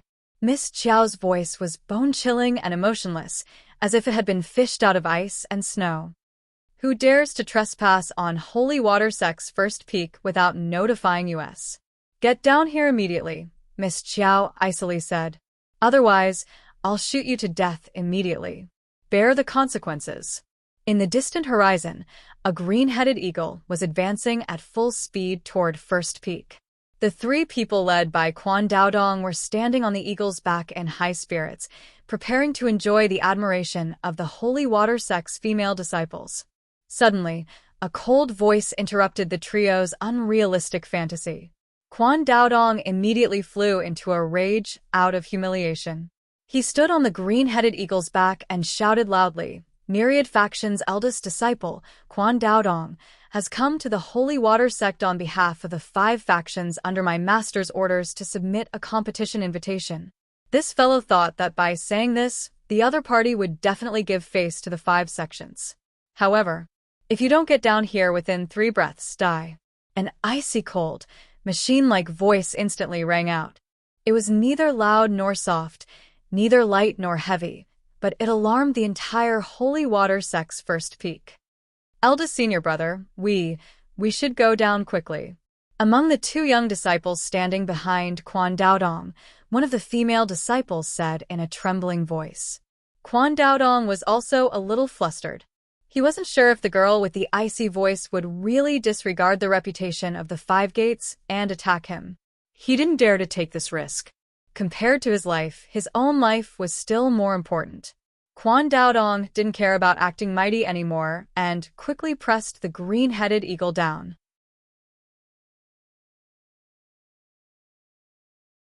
Less than a second after the green-headed eagle landed, Su Shanshan and the other female disciples, who had heard the news, swiftly rushed over. At the same time, the crow-gold arrow in Arbor's hand was released with a whoosh and flew toward the bloodless Quan Daodong.